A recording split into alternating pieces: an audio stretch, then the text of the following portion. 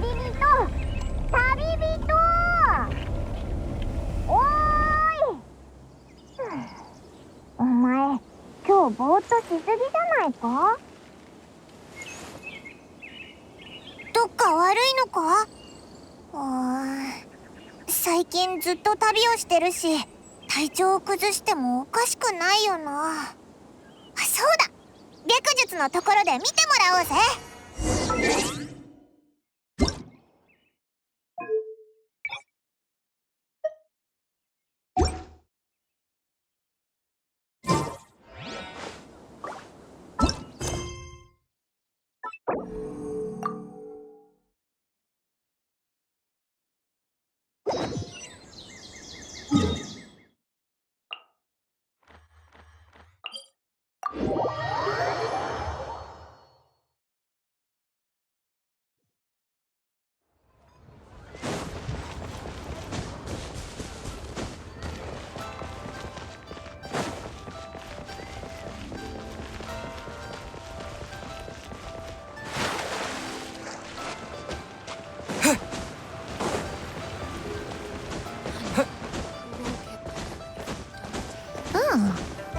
Baiju isn't in his shop.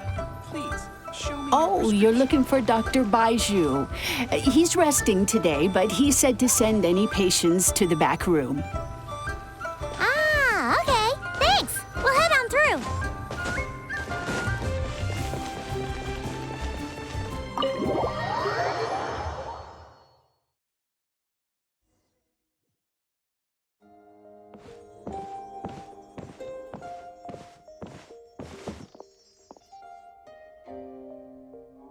Traveler, Paimon, welcome.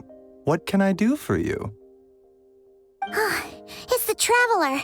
He looks absolutely beat these days. He has these huge dark circles around his eyes, like he hasn't slept a wink. And he keeps spacing out. You have to call his name several times before he snaps out of it. What do you think it is? Is he sick?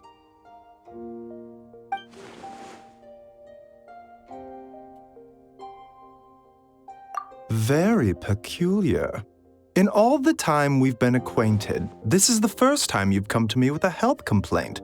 Come, let me take a look at you.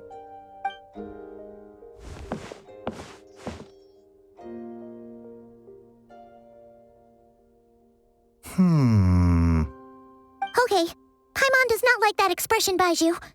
It's not serious, is it? Complexion is good, eyes are clear, breathing is steady, pulse is strong. Physically, you appear to be in good condition, Traveler. In theory, your energy level should reflect that. You should be feeling right as rain. Hence my concern. A clean bill of health is usually a good thing, but in this case, it likely means your situation is more complicated. Physical illnesses come with detectable symptoms that can be used to diagnose, medicate, and cure the condition. But afflictions of a non-physical nature, they fall outside a doctor's realm of expertise. Huh? What do you mean, non-physical nature?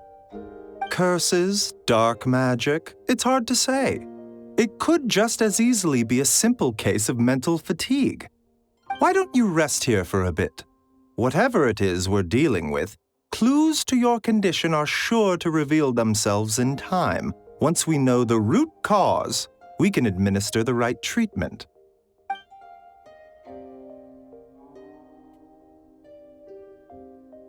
In the meantime, Changsheng and I will review the relevant literature for afflictions that present with mental fatigue.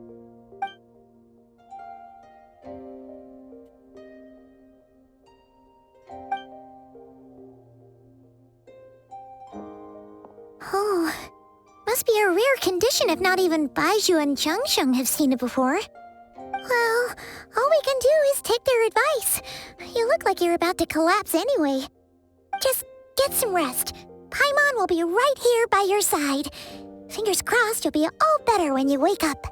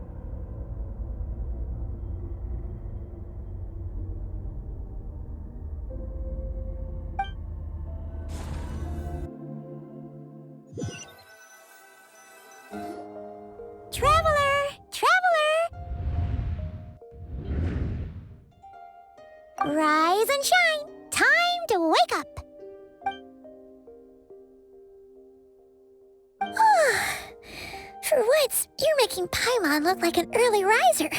It's already afternoon. Hopefully all that sleep did you some good. Feeling any better? A cut? What? Did you scratch yourself in your sleep? All right, let Paimon take a look.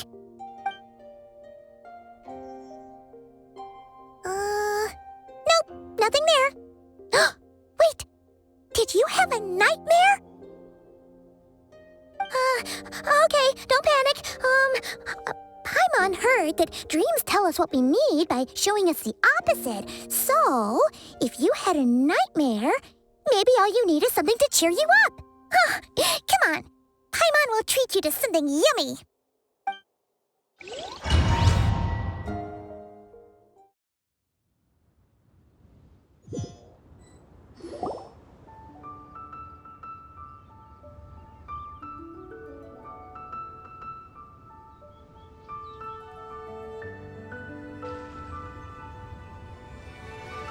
What?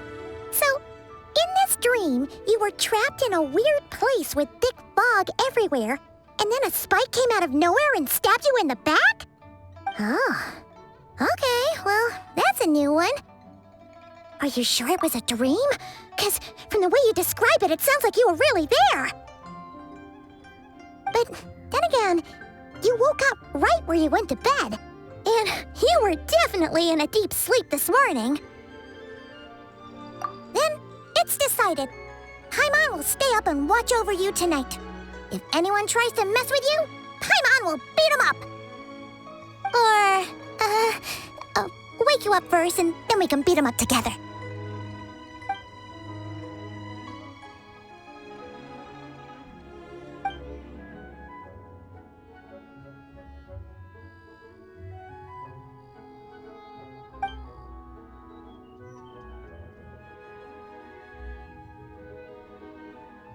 Something is missing? Did you just say something? The flesh remains whole, but the soul is incomplete. Left unresolved, the mind will wither away along with it. Ah! What the? Wait! Paimon remembers you! Your child's master! Skirk? Right! What are you doing here? The last time we saw you was at the Primordial Sea in Fontaine, right? But then we left and never learned where you went after that. Child's been looking everywhere for you, by the way. What brings you to Wanmin Restaurant of all places? You came here looking for us? And were you the one behind that hocus pocus just now? Tell me, what is it that you saw? Tight-lipped, huh? I suppose that's fair. You, I'll take a glass of wine. Oh, of course. Coming right up. We make this one in-house. It's not too strong. Enjoy. Chef Mao, I'll take a grilled tigerfish over here. Coming right up. If I knew we'd be this busy, I wouldn't have approved Shenhe's vacation. At the end of the day, what happens to you is of little consequence to me. I'm not here to try and win you over. Trust me or not, the choice is yours. If you want my help, now's the time to speak up. You have until I finish my drink. I was investigating an abyssal disturbance in the area and happened to notice you. Part of your soul is damaged, and the wound bears traces of abyssal corrosion. Need I say more? Neither of those things sound good.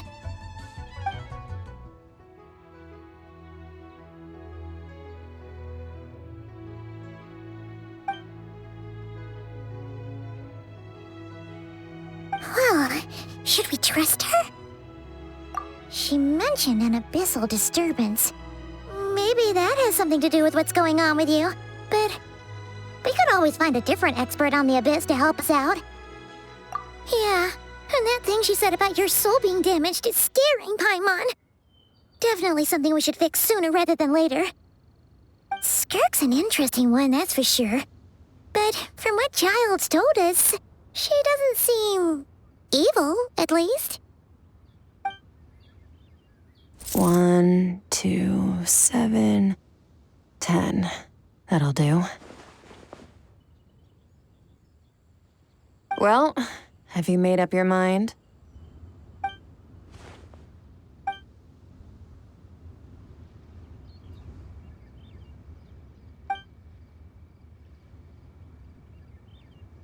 So, that's all we know, Miss Skirk.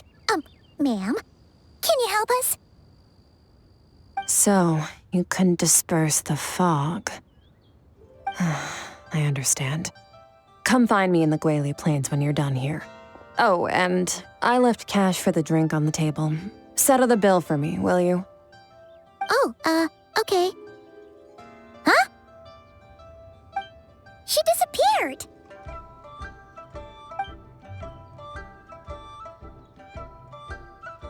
Wait, hold on. You overpaid. Here's your change. Oh, no. This includes the drink, so it should be the right amount. I didn't think you two ordered a drink. We didn't. It was that lady who came and sat with us, remember?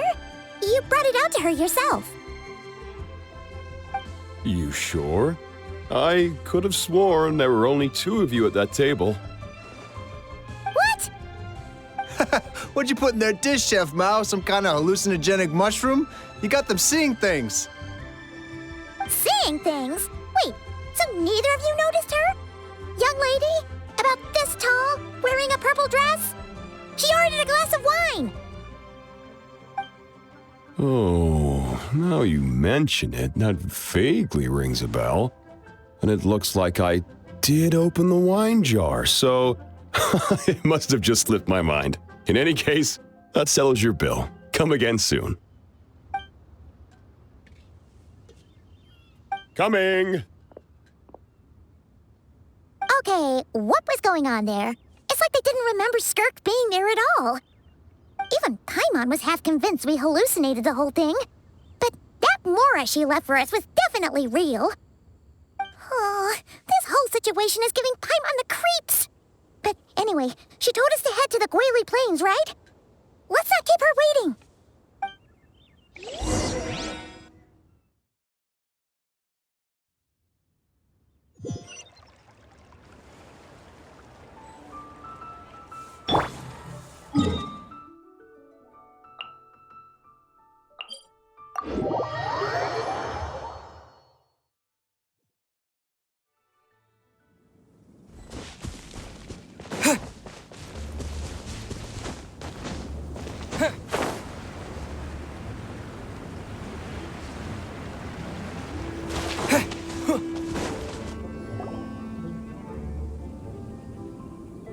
Whoa, what are all these rift hounds doing here? Huh, looks like they're collecting something. Let's go check it out.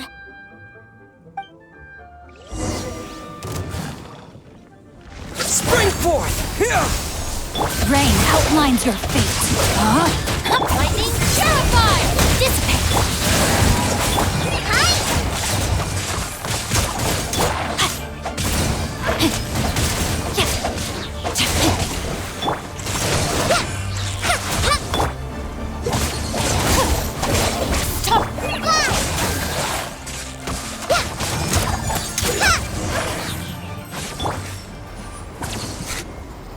So, this is what they were collecting.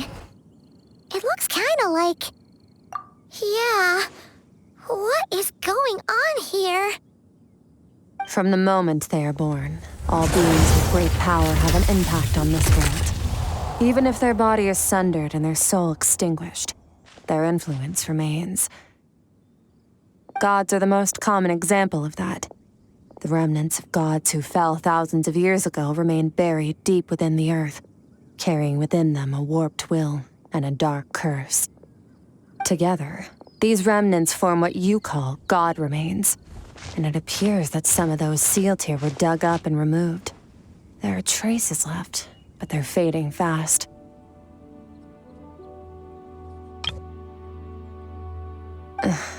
What are you doing? Nothing! Just wanted to make sure you were, real? She's definitely not a ghost traveler. Paimon poked her, and she's solid. Your life hangs in the balance, and that's what you're fixated on? Strange set of priorities. It was just a trick to avoid being perceived. If someone notices me, those memories are erased. Simple as that. Unlike you, I have no desire to establish a connection with the world. The weak and the lowly have no right to remember me. They're lucky they only have a few missing memories to show for it. Now, can we please get back on track? Okay. Where were we? Right. The god remains. So, basically, there's now less of them here than there used to be, right? Isn't that a good thing? In our experience, god remains are 100% bad news. A lot of terrible things have happened because of them. Maybe it's a good thing by human standards, but power doesn't come from nothing, and it doesn't just disappear for no reason. The remains aren't just gone. They were taken. Very clever, traveler. You aren't the only one who had something taken from you. There are victims like you everywhere. The only difference being, you can speak, and the remains cannot, so it went unnoticed. Something similar happened in Sumeru. Within the span of one night, countless consecrated beasts were slaughtered, and a large amount of the god remains buried in the desert went missing. Of course, god remains are just one of the targets. The culprit is chipping away at sources of power all over this world, including the Stella Fortuna above. Wait, you mean... the stars? Mm-hmm. 42 of them have died out in the past few months alone.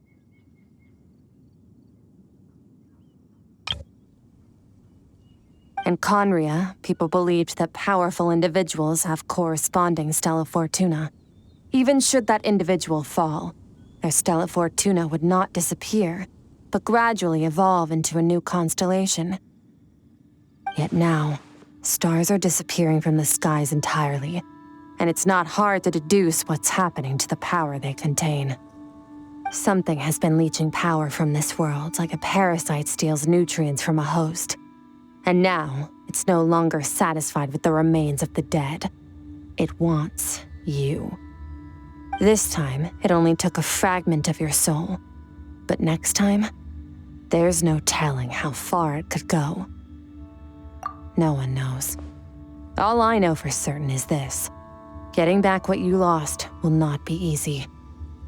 Considering how much power this entity has stolen, it must be a god-level being by now at least. But that's not the real concern. Souls are fragile things, and yours could easily be crushed if you go up against it. So you're gonna help us, right? We're going to help each other. You are my ticket to uncovering this thing's true identity. Well, great! You seem super strong, and you know a lot about the Abyss, so Paimon will take it. Don't get all mushy on me. All I'm doing is helping you get back to normal after a sudden crisis. And I should warn you, getting mixed up with me can have unforeseen consequences. We're on very different journeys. You don't want to be in my debt, trust me. You help me uncover the truth behind this entity, and I'll help you recover what you lost. This is a transaction, that's all. You would do well to remember that. Now, come along. Yeesh! You'd think she'd be a little friendlier since she's agreed to help us. But nope, she's just like when we met her in the primordial sea. So cold. Well, whatever. If that's how it's gonna be, then she doesn't deserve our friendship. What she does deserve is a super embarrassing nickname. Ah, Paimon's got it. Frosty the Lavender Melon. Serves that Ice Queen right. Anyway, the important thing is that we get that piece of your soul back. So, let's follow her and see what sort of plan she's got.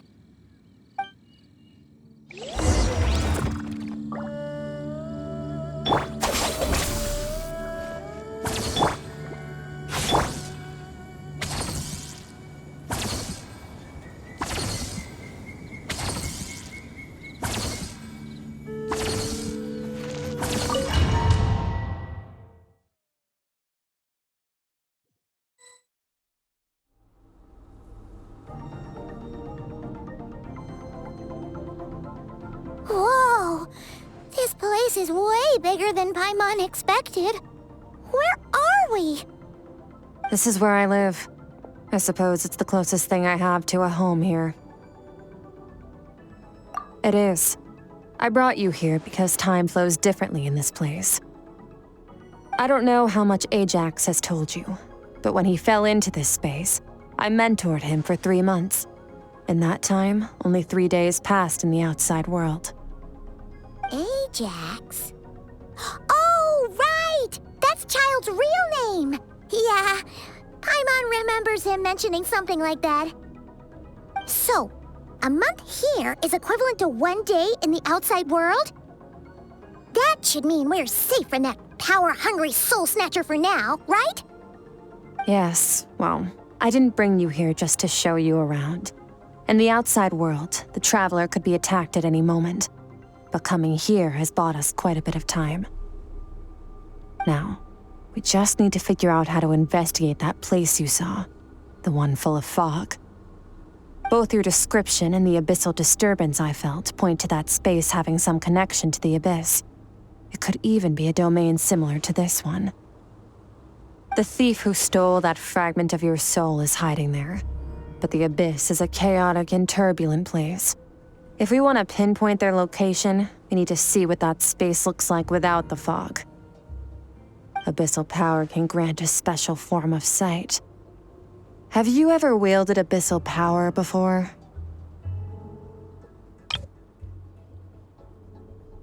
Okay. Do you plan to learn? That tracks. All the information you have suggests the abyss is something sinister, and that abyssal power is a wild and dangerous force that always spells disaster. And you're saying that's not true? Depends on your perspective. Floods and hurricanes take countless lives too.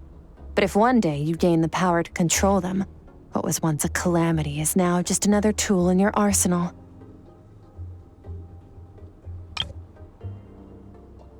I'll respect your opinion, though. Just means we have to turn to the second best option. A little abyss crystal that contains my power. Wear it on your head, and we'll be able to perform dream mirroring when we fall asleep. Dream mirroring? It means experiencing whatever the other person is dreaming. Everything they see, think, and feel. Since you haven't studied the art of using abyssal power, and have no plans to jump in the deep end right now, I'll have to do the investigating for you. With dream mirroring, every time you slip into a deep sleep, I'll see with my own eyes whatever scene plays out in your mind. Then, I can guide you through the dream environment, and we'll take back what was stolen from you. Huh.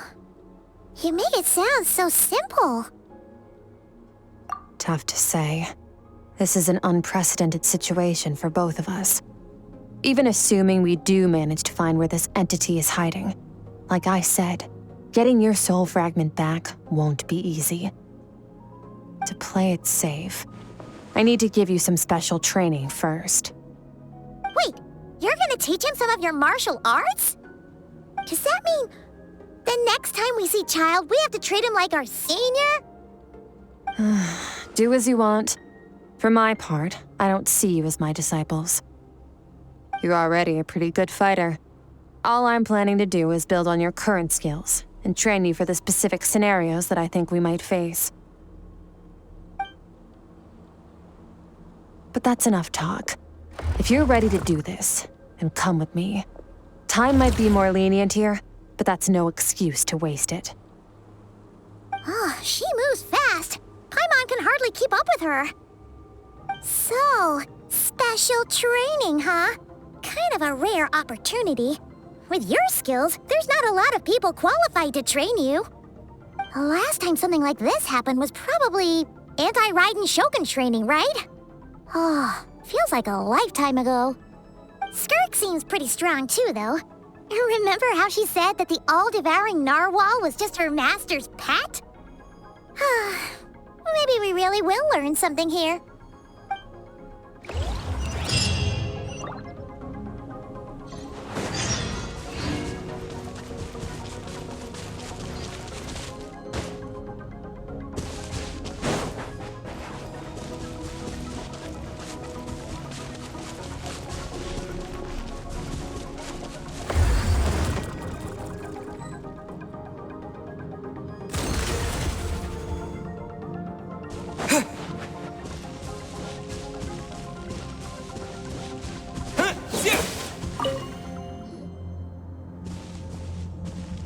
Ready? Bring it on! Your training will be split into 3 stages. Testing your blade work, elemental abilities, and reasoning skills. We'll start with blade work. You're no rookie in this area, so I won't bore you with the basics. During your long journey, you've no doubt sparred with a lot of talented sword fighters. Consciously or not, you'll have picked up all kinds of techniques from them. You bet! There's Kaya, Master Jean, Kuching... Oh, and Kazuha, Ayaka... Yeah, we've met sword masters like you in every nation we've been through. You sparred with a bunch of them too, right? Nice to know it's all gonna come in handy now. Don't get too smug. In sword fighting, techniques alone are not enough. You need a cohesive system to bring it all together. A style or school of fighting. To use the human body as an analogy, your style is your skeleton, the foundation, the framework. Techniques are the muscles and other flesh attached to the bones. This is where your strength comes from.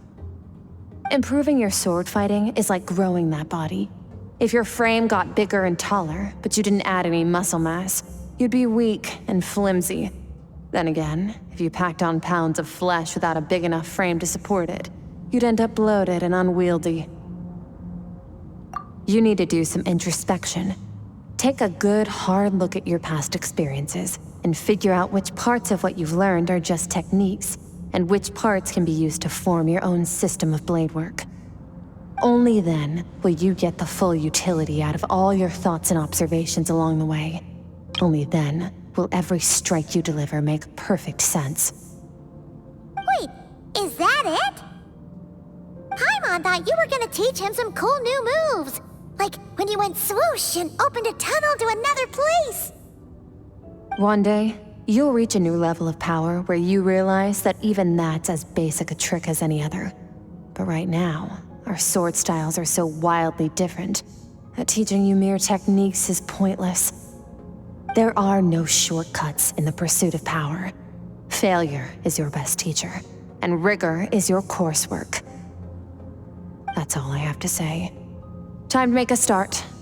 Train until you're satisfied with yourself. Now focus. Destroy the crystal columns as swiftly as you can.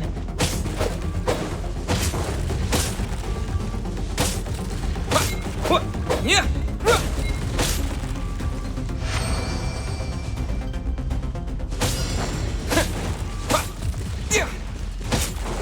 Propagate! Oh, this is making Paimon's head spin. Hang in there, traveler!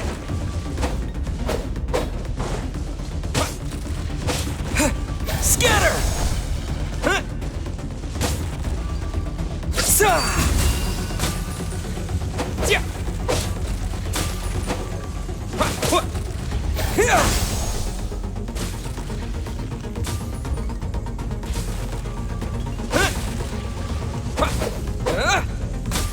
Scatter! Yeah!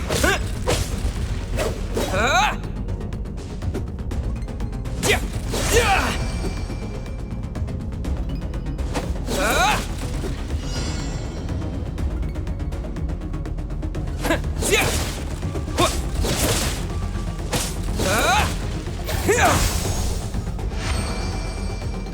Stay calm. Use your head. You have to keep it together.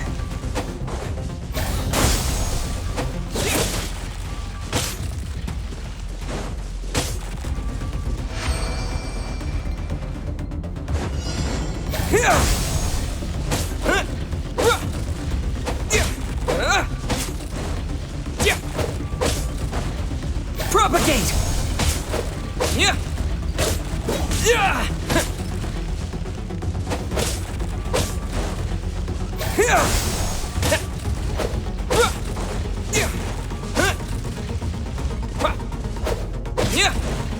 Propagate!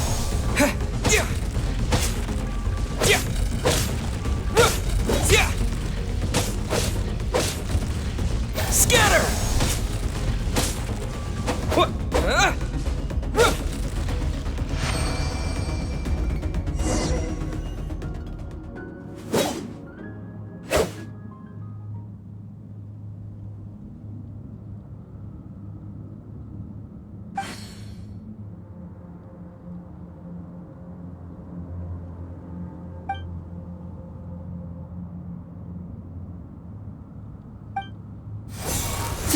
will be frozen in time.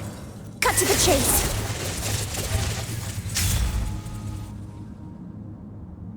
Consider a moment of true mastery that you've witnessed in another person, and ask yourself, what lies beneath the surface? What's their guiding philosophy? What's their state of mind as they maneuver their weapon? Now take that and practice it right away with speed, skill, and strength, over and over, until your hand is one with your mind. This is the only path to true growth. Step on up. Dance with the waves.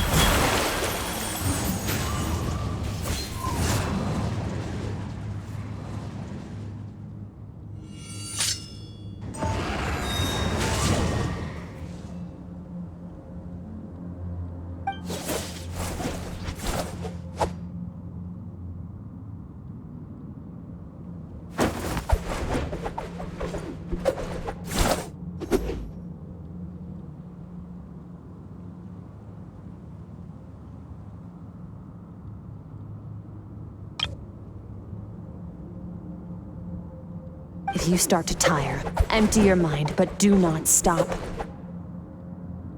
Stay in that frame of mind as you keep up the fight. Get rid of all redundant movements. Imagine your sword is an extension of your own body. Wield it just as you wield your arms, hands, and fingers.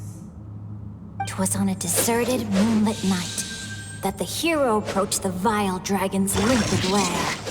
Ring cutter! Feathers fleeting wet, the white heron treads water, a sight without flaw. Master of Inazuma Kamisato art Tachijutsu.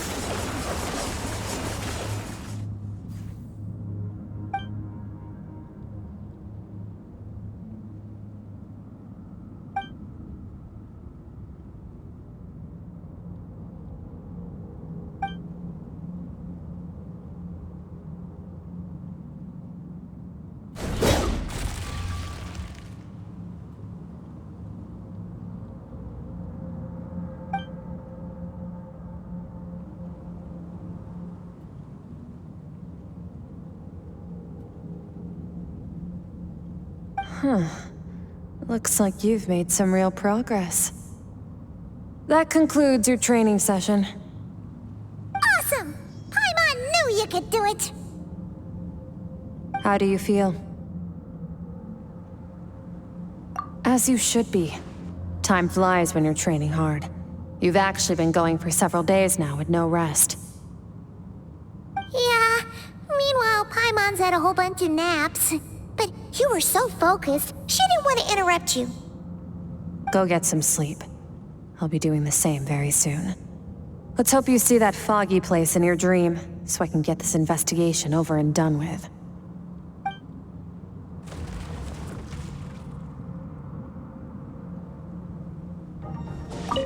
Sometimes, you have to practice a single movement 1 million, maybe 10 million times, before the breakthrough moment comes.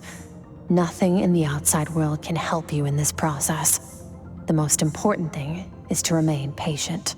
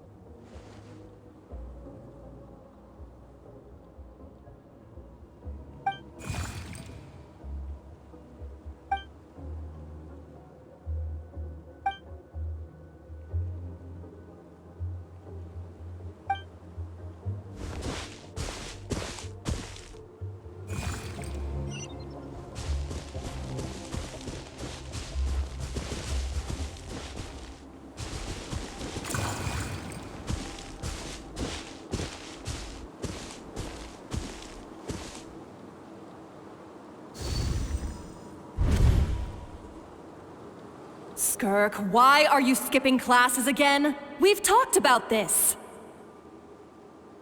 'Cause he's a crabby old man, and he's a boring old man. I don't like going to his classes. Excuse me. You shouldn't talk about your teacher like that. It's very disrespectful.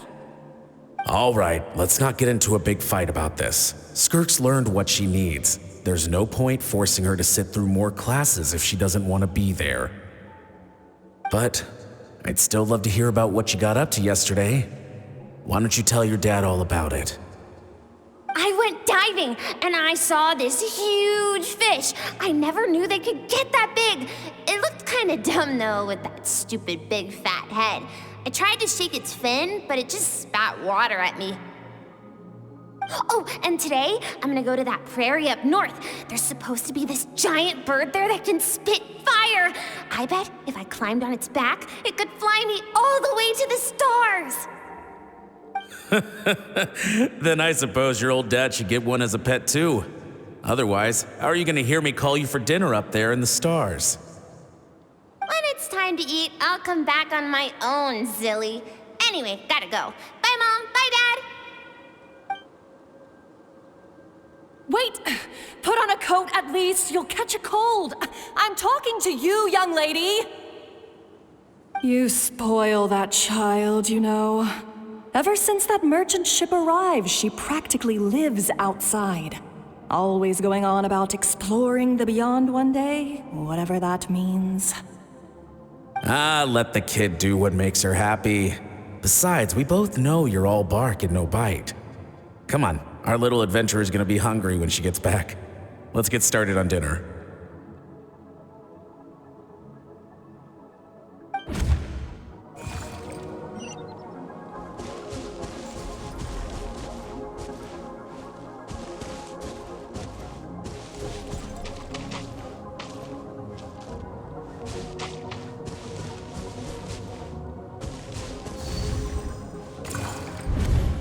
The stars shimmer high above. But what lies beyond the stars? Mountains as far as the eye can see? An endless snowy plain? Or maybe buildings taller than the sky, like the people from the merchant ship said? I can't be the only one asking these questions. The universe is fascinating. If only I could meet some other people like me. We could set sail together and explore every corner of the world. I'm sick of being a kid. There's so many amazing things out there, and I'm ready to see them all. But for now, I'm starving. Better get back.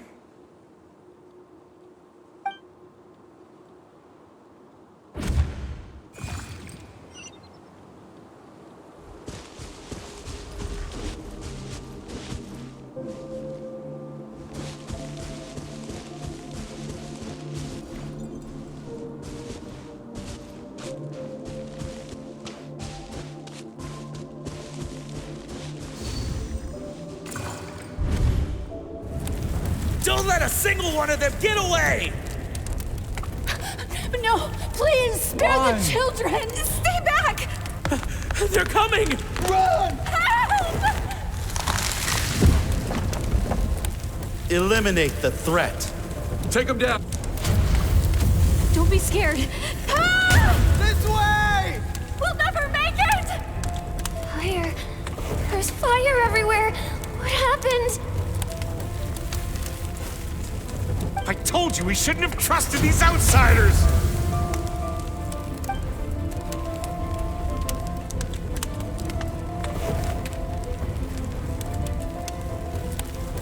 Why are you doing this? What did we do to deserve this? We welcomed you with our finest food and drink, showed you the best our home has to offer, gifted you cloth dyed by our own hands. And this is how you treat us? Run! Save yourselves! Captain, Zone 3 is clear and we have Zone 2 surrounded. Begin extermination. Remember the orders from upper command. No one is to be left alive. Rest assured, sir. We have enough munitions to annihilate these savages and burn their entire civilization to the ground. Good. The only ones who put up a real fight are that man and his wife, correct? What's their status? We shot the man in the ankles and the wife broke her wrist attempting to fight back. They won't be doing much more fighting. They're holed up in their home for now, but they won't last long. To prevent them from making some kind of last stand, we're planning to clear out the other zones first so we can send a bigger squadron to surround them. Well, well. Turns out some of these beasts do know how to use their claws. Now the threat these savages pose will be undeniable. Let them cling to what's left of their lives for a little longer. Once the other zones are cleared, I'll cut off their heads myself.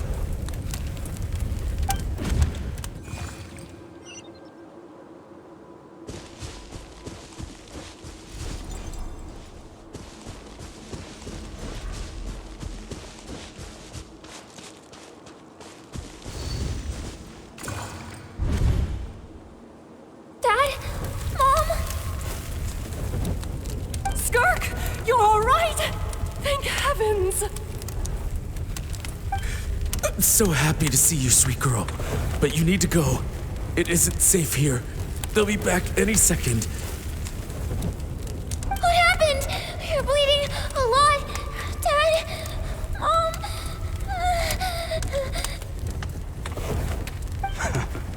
This is the place. Alert all units. Prepare to surround.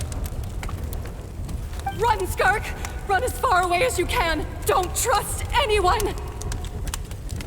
Your dad and I, we're not afraid to stare death in the face, but we need you to survive.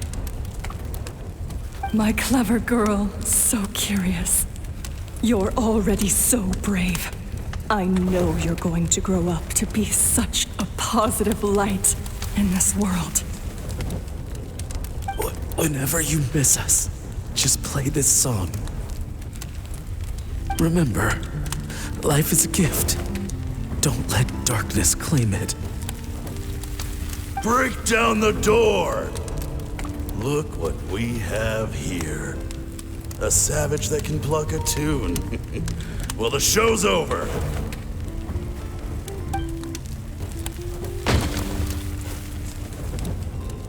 You! Stop singing! Shut it! I said shut it or I'll make you! Fine. Have it your way!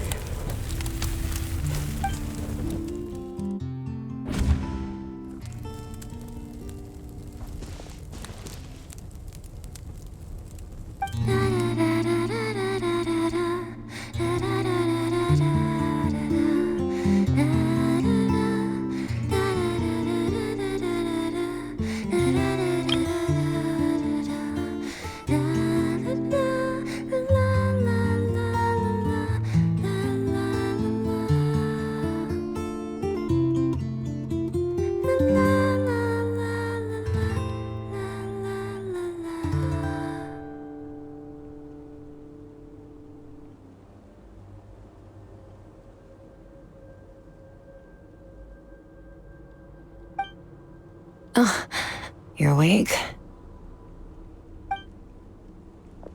I found a few clues while you were asleep, but it's only a start. Now, time for the second stage of your training. This time, the focus is elemental energy. Come find me when you're ready to begin.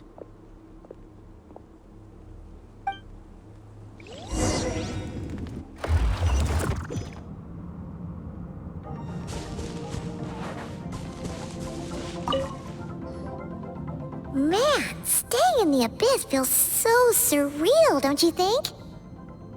No day and no night. It's like time hardly exists. If we weren't careful to keep track, it feels like we'd have no idea how long we've even been here. Well, except for the fact that Paimon still gets hungry like clockwork. You go do your training. Paimon's gonna grab a bite.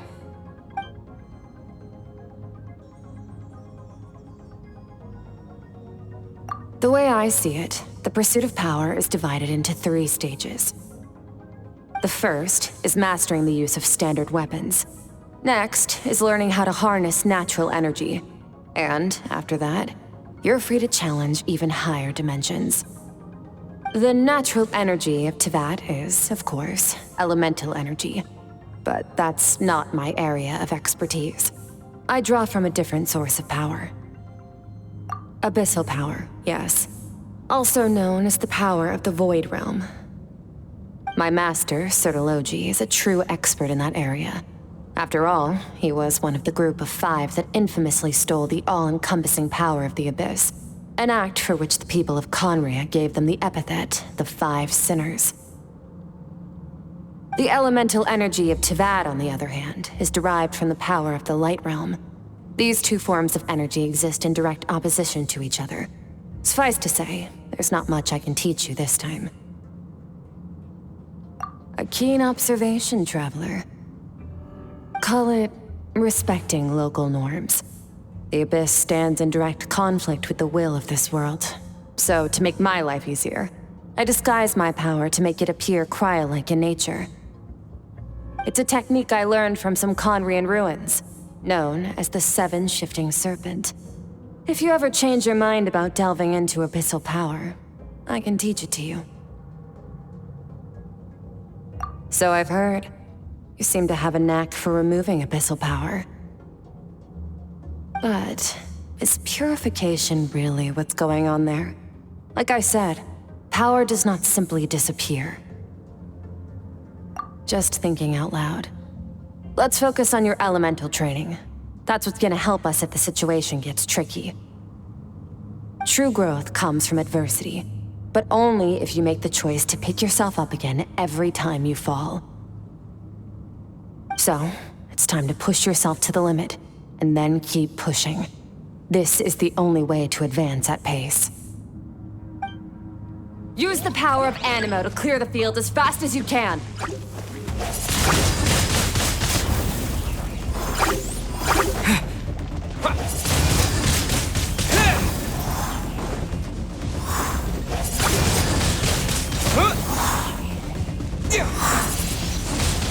Windblade!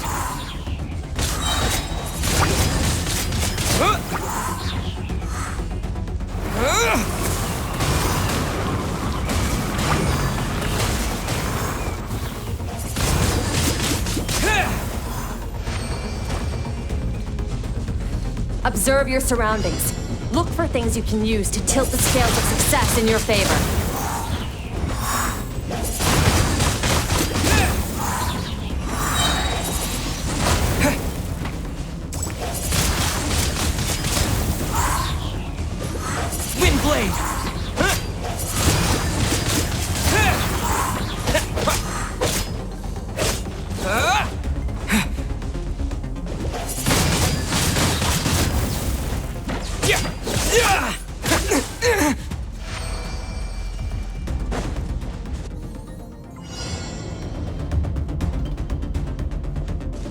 Use the power of Hydro to destroy the spikes.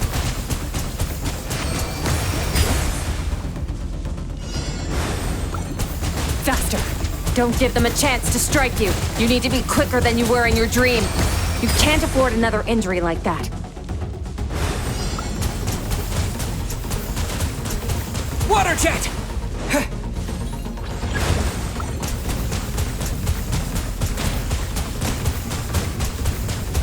Water jet!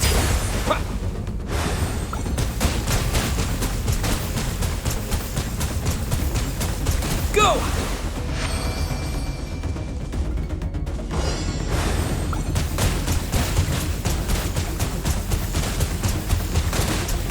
Go!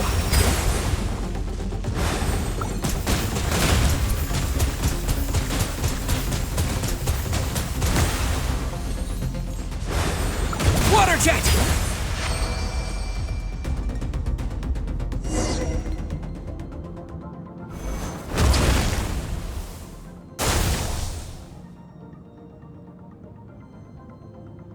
You need to understand what makes you special. The ability to wield elemental energy without a vision and switch between the elements at will. It means your aspirations need no approval from the gods. Your power is not bound by the rules of this world. So be bold. Do not be afraid to chart your own path.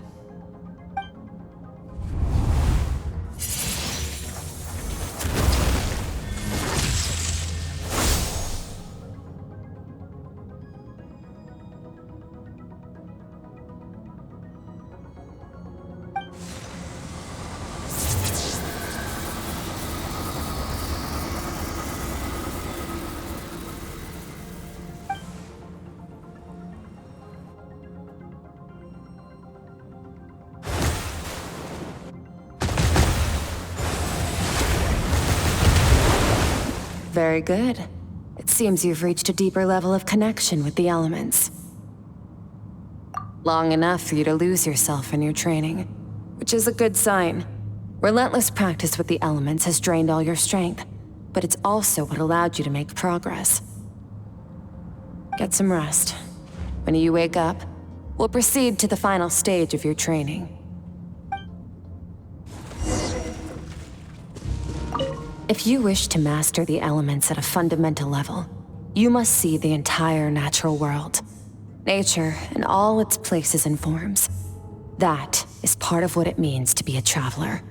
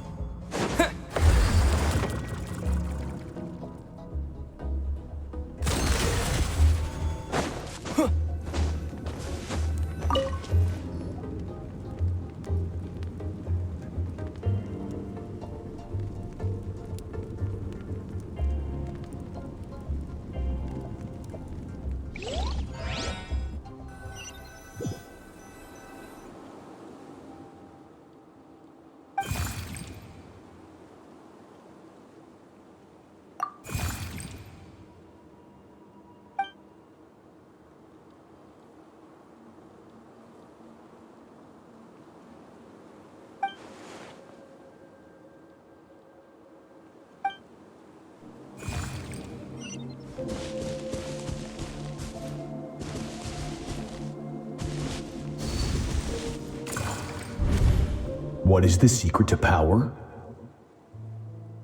Longing, hatred, self-preservation. No, it is fear. The fear of losing those you love. The fear of watching your home burn. Fear of loneliness. Fear of death. Fear is the source of evolution. It forces humanity to adapt to their environment and overcome hardship. It is in the process of prevailing over our fears that we surpassed first ourselves and then the rest of the world. That fear is now part of you. It calls on you to evolve. And it is time to answer.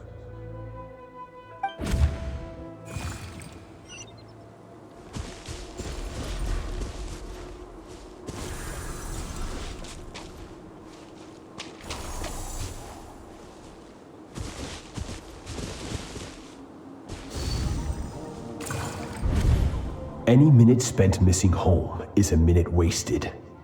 Practice your sword work instead. Do not make me tell you twice. But, Master, I can barely lift the sword anymore. If I keep going, I feel like my wrist is going to break. So it has not broken yet. Then pick up your sword and keep practicing until it breaks. I want to hear the cracking and splintering of bone. After all, bones can always be reset.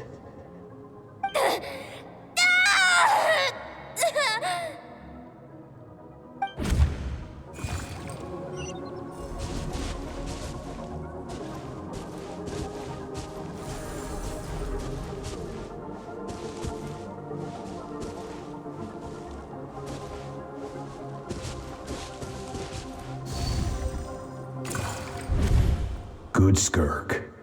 Once again, you survived. How do you feel? Cold. In pain.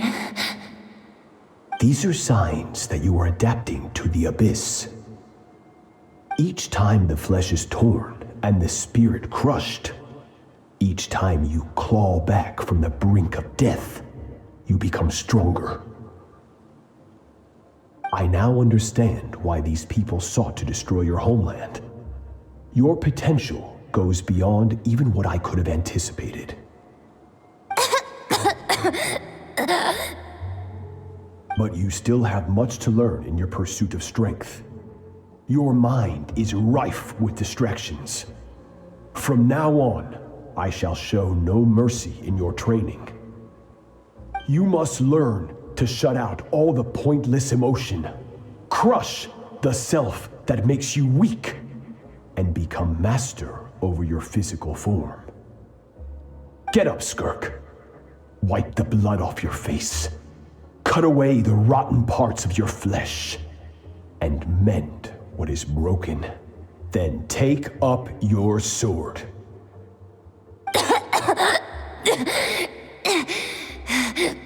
Yes, Master.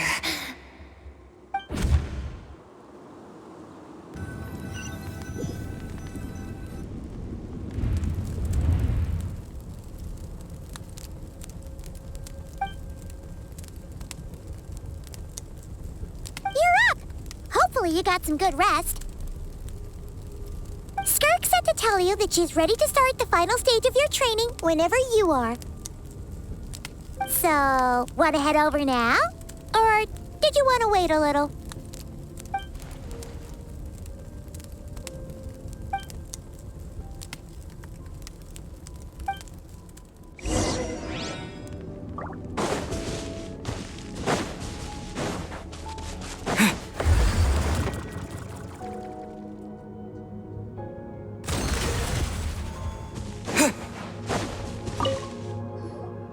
From your training so far, you have gained better command of the sword, and more control over your elemental abilities. That's only part of it. Experience is the real teacher. Your journey, the friends you have made, the dangers you have faced, these have taught you more than I ever could.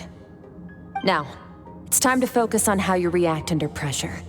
You must be able to think rationally, even in unpredictable combat situations. To simulate this, I'm going to attack, and you're going to block.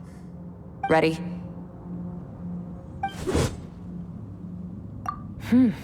Not bad. That defensive stance looks near unbreakable. Just like your sister. Oh, that reminds me. You still don't know what happened to her, do you?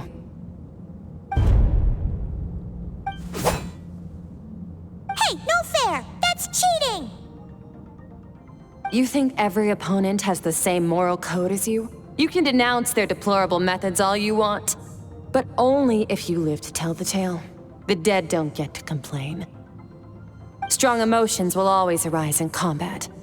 Anxiety, anger, fear. But a true warrior is never at their whim. Only when you are free from the influence of emotion can you make the right choice, no matter the situation. How amusing. Almost sounds like you think you know me. But you don't. You can choose your own path. We are not the same. Let's begin. Try to use reason over emotion. Make the most rational and advantageous decision in any given moment. This is your final training session. Look alive.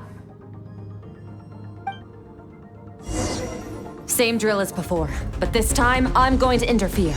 Hold your focus.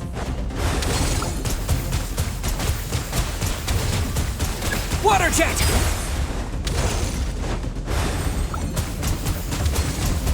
Water jet!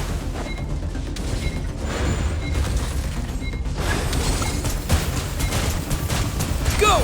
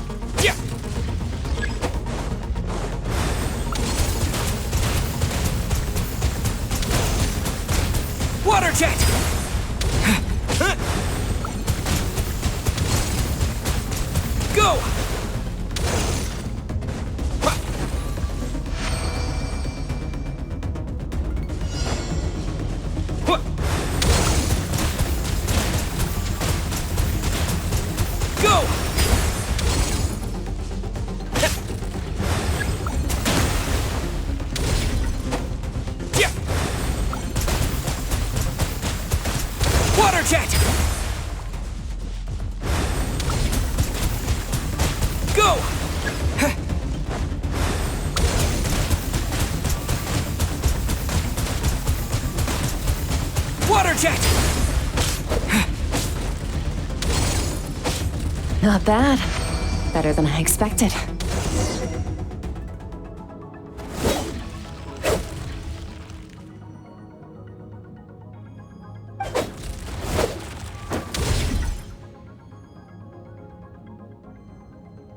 You're getting the hang of it. The first step to controlling your emotions is controlling your mind. You want a unified train of thought. It all comes down to focus.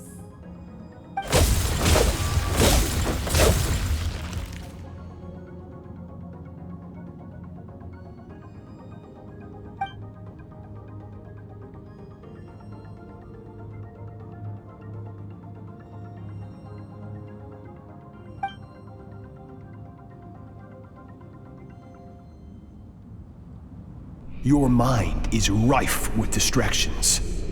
From now on, I shall show no mercy in your training. You must learn to shut out all the pointless emotion, crush the self that makes you weak, and become master over your physical form.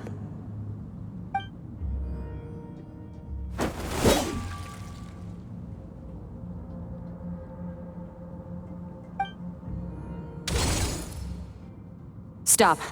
Let's pause here. One look, and I can tell your mind has wandered.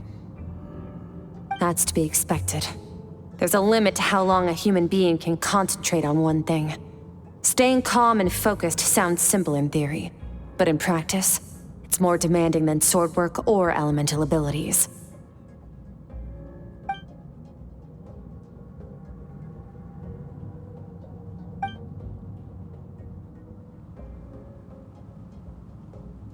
Get some rest.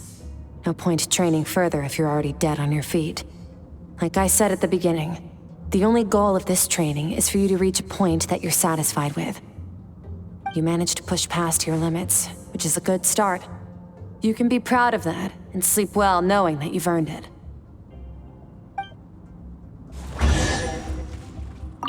Warriors will train day and night to perfect their skills, but when the battle comes, their fate may be decided in a matter of minutes. One mistake, one moment of hesitation, and just like that, all their blood, sweat, and tears were for nothing. You need to push yourself to perfection, or you might not even live to regret it.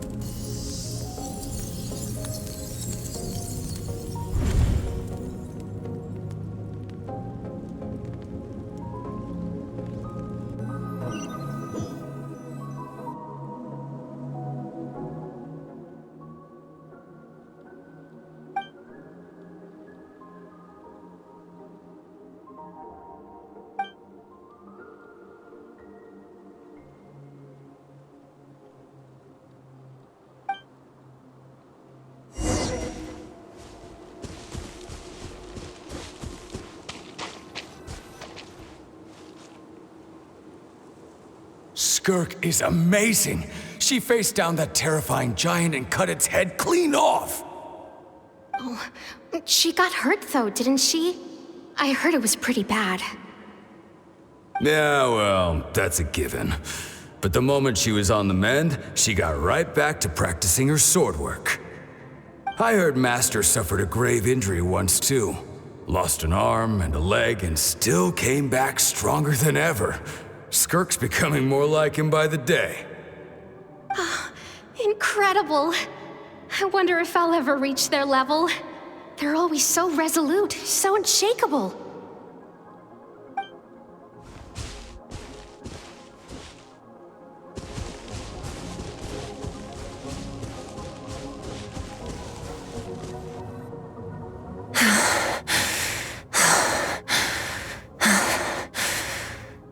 Pathetic. You're not even trying. You're so much weaker than you think. Skirk, have you become a positive light in this world?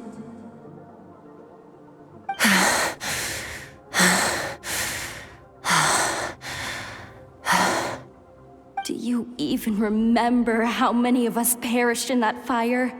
How many bodies were left to rot on the scorched earth? Yet you alone live on. Keep your gaze fixed on your blade. You don't deserve to rest. I have so many questions. I just want to jump in a spaceship, explore the whole universe, and get answers from the stars. I just need to wait till I'm grown up. Then I can do anything.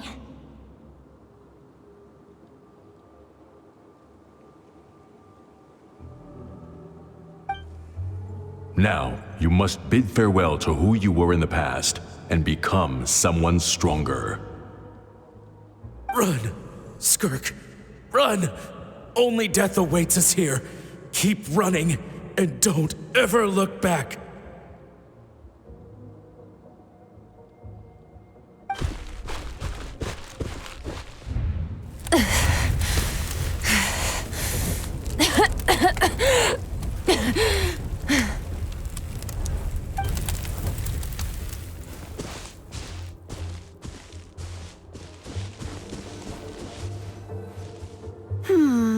Let's see here. First things first, you need a new identity. Going around telling people you're from somewhere beyond the stars won't do, now will it? How about saying, you hail from beneath the earth instead? As the Conrian saying goes, venturing out into the universe and down into the abyss are the same in that both are braving the dark unknown. Well, I'm a visitor on this planet, so I'll follow the rules. Ah, splendid. That saves me quite a bit of trouble. Let me offer you a piece of advice in return, although it might not be what you want to hear. I know the pursuit of strength is important to you, but taking a moment for yourself every once in a while is never a bad idea. Ignore her existence for too long, and there will come a day when you can no longer hear her voice.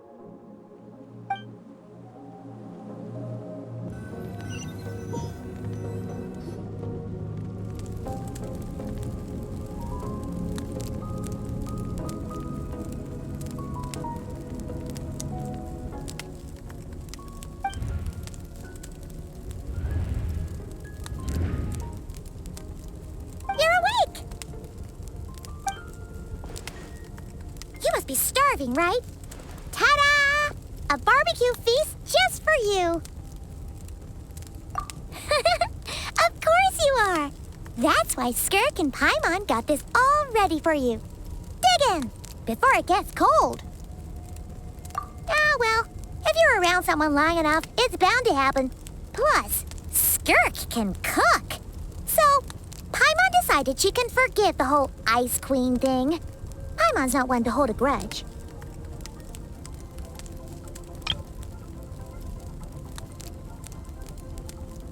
Here's an idea.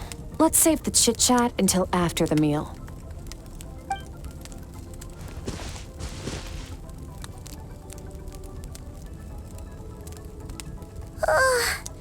So full.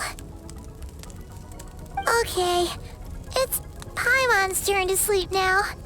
Wake her up when it's time to go.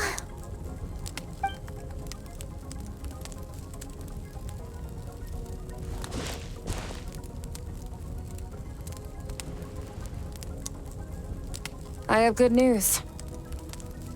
First, your training is complete. You have what it takes to wield immense power. Now it's just a matter of putting it into practice.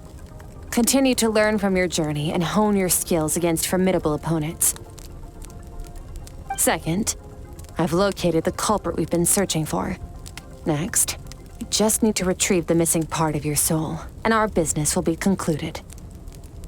When Ajax trained with me, he once told me he was bursting with questions. So I allowed him to ask me 3 of them before he left. You and I may never meet again, Traveler. So if there's anything you want to ask me, Now's your opportunity. Just like Ajax, I'll answer 3 of your questions.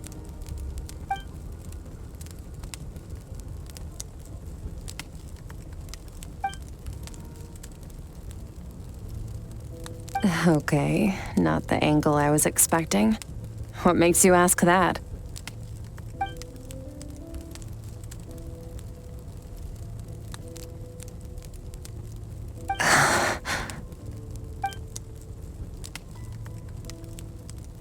I knew that was a possible side effect. Closed off my mind to you for that exact reason. Even with the dream mirroring, you should have seen nothing but endless darkness.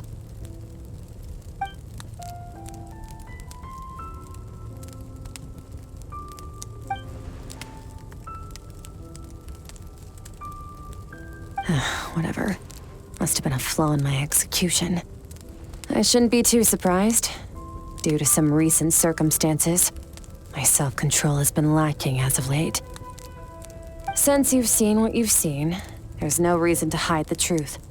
All I ask is that you keep it a secret. No, I'm not from Teyvat. I'm from a different planet. And there was a time when I journeyed through the stars. A lot like you in some ways.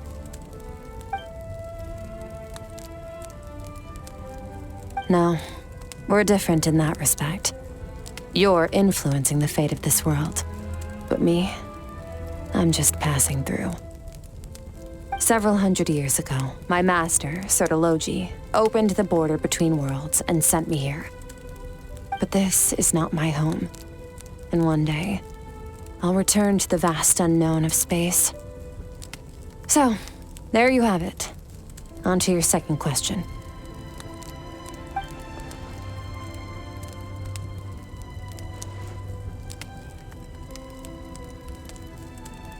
Become stronger. For certain reasons, I need to bridge the power gap between me and my master as quickly as possible. But first, I need to understand the source of his strength. To do that, I need to follow in his footsteps, walk the path he once walked, and somewhere along the way, I'll find out how to defeat him. That is my sole focus and purpose. Okay. You have one question remaining.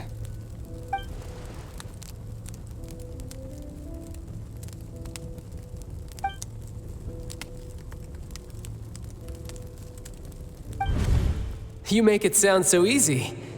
Ever since the incident I experienced there, I've never stopped searching for Master Skirk and that unknown abyss. But it's been years now, and I've still found nothing.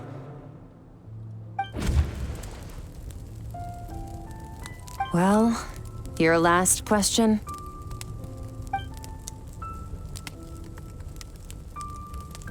Ajax. His situation is different than yours. Before you ever crossed paths with me, you'd already encountered many formidable people, studied their techniques, and developed your own skill set. So, during your training, all I had to do was build upon that foundation. But Ajax was so young when he came to me. A complete blank canvas. Children can't help but imitate their role models. In the long run, that would only hinder his growth. Once Ajax has enough strength in his own right, I will allow us to meet again. Until then, let that motivate him to reach his full potential.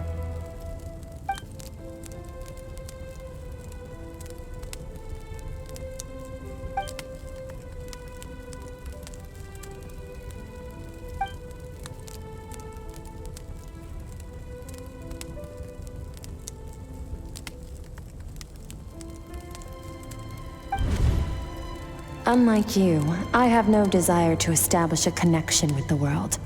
The weak and the lowly have no right to remember me. They're lucky they only have a few missing memories to show for it.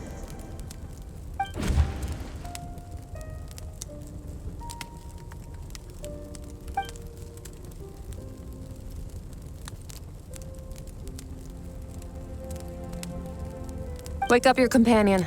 It's time to go. Oh, and everything I just told you. Best keep it a secret from her as well.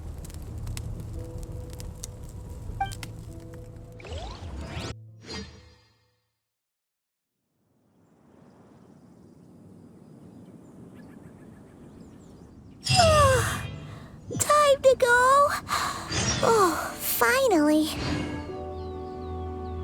Where are we headed? Just follow me.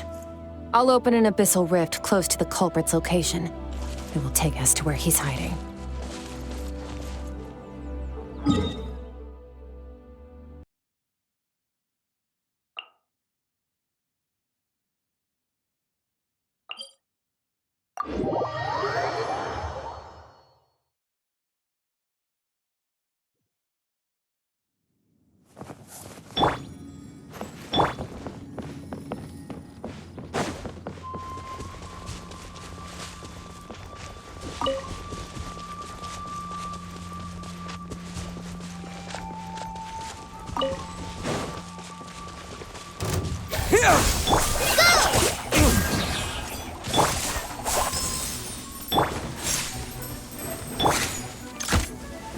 Scatter!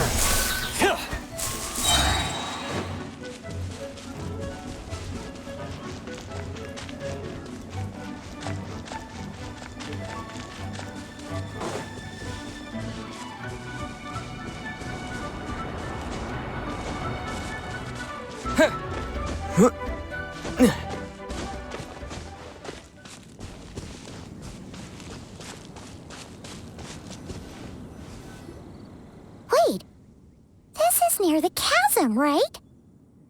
Yes. If we enter from here, we'll be able to reach that place from your dream. You have some experience with abyssal domains by now, but still, this is someone else's territory. Best to proceed with caution. Don't worry, Paimon's an expert at hiding behind other people for safety. Oh, but, that means you need to stay safe, traveler. All right. Remember your training. Time to put it to use.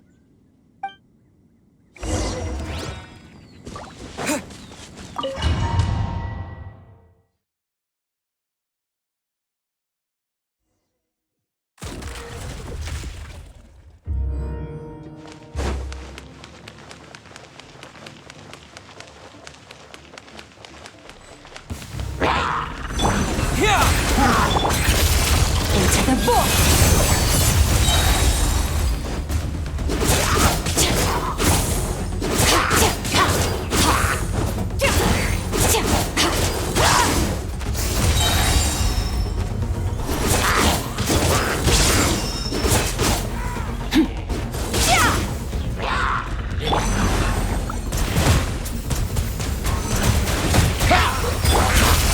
Another star goes out!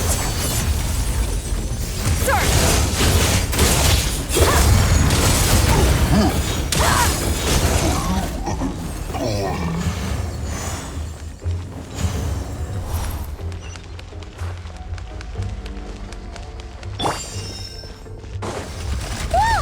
Look at all these spikes! Careful, don't get hit! You know what?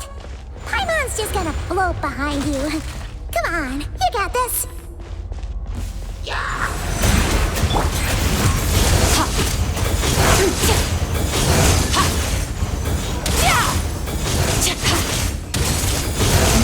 Hey, what are you two doing here?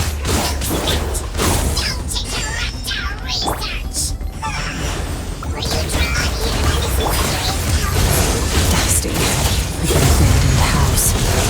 Let's press on.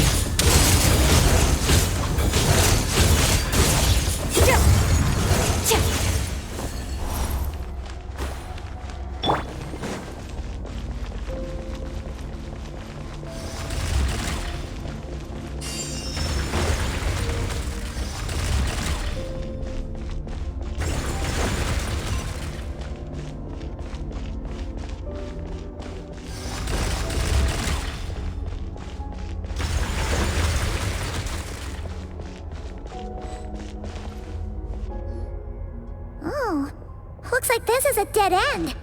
Did we make it to his hiding place? Ugh, this fog is making it impossible to see anything! This should be the place where you were attacked, traveler. The missing part of your soul should be nearby. Can you sense where it is?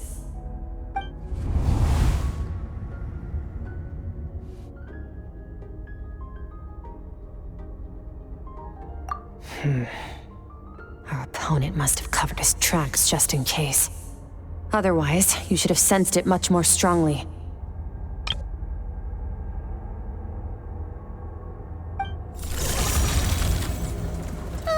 Hold on! Look!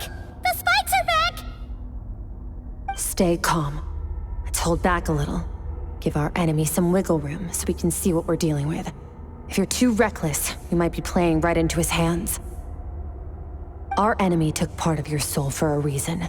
It's likely he integrated it into his attack somehow. If we're smart about this, we can track it down.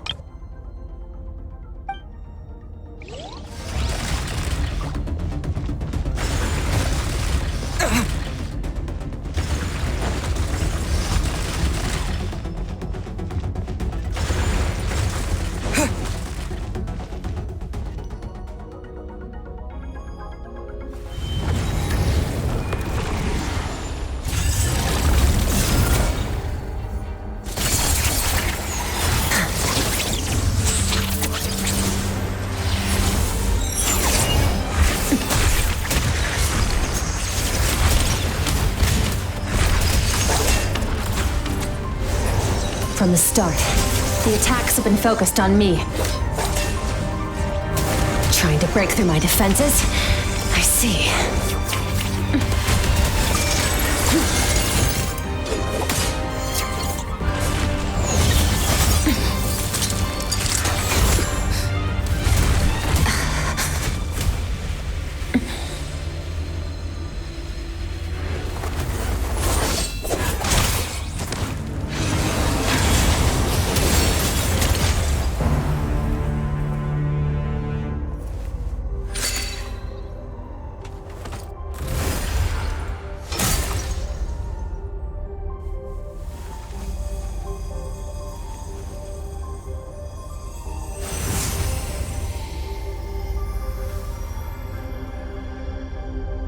There. I got it back. Traveler! Skirk! What happened?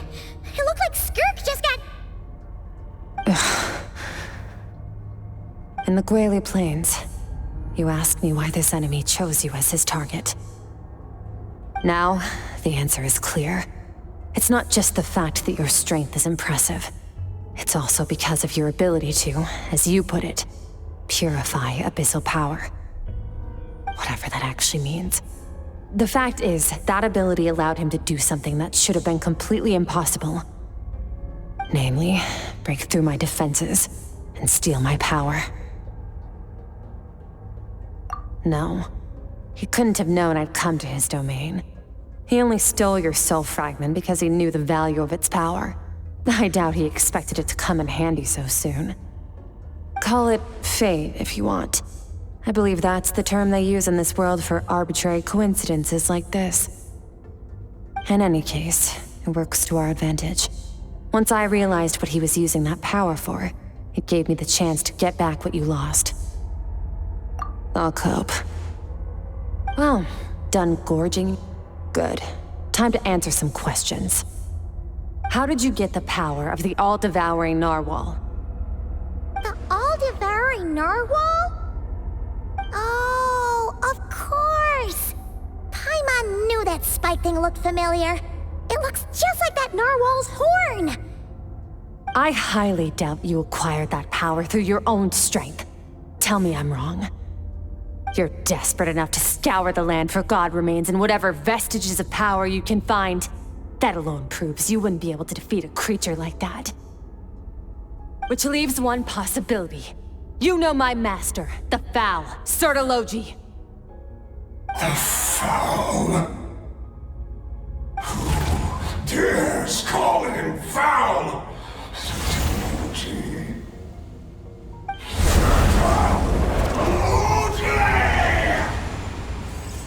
What's wrong? Bit off more power than you can chew? You're struggling to hold a basic conversation. Just a little longer. I'm still... Look! It's back! Those obsessed with power will let it devour them before abandoning their pursuit. Keep calm and use reason to decide the best course of action.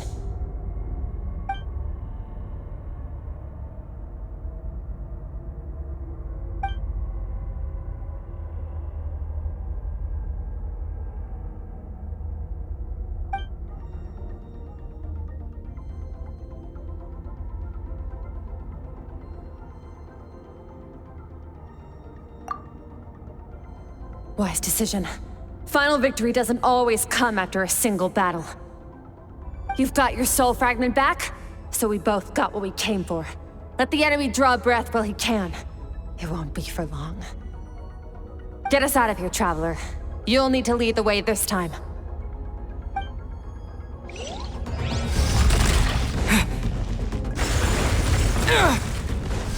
Skirk, is your shoulder gonna be okay?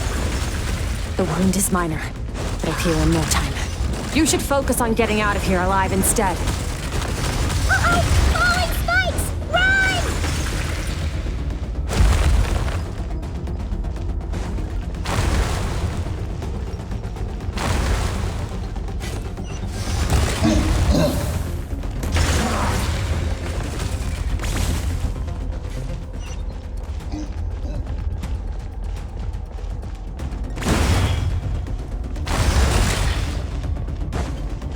Watch out! Looks like this place is about to collapse!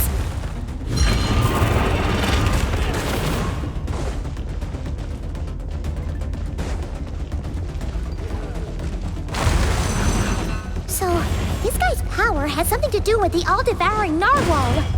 Did you know that all along, Skirk? I had my suspicions. That's why I decided to investigate in the first place. But suspicions only get you so far. I needed to verify it for myself.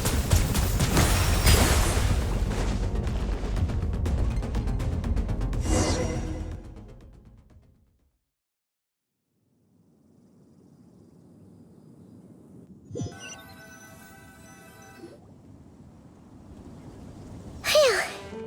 Oh, we should be safe here, right?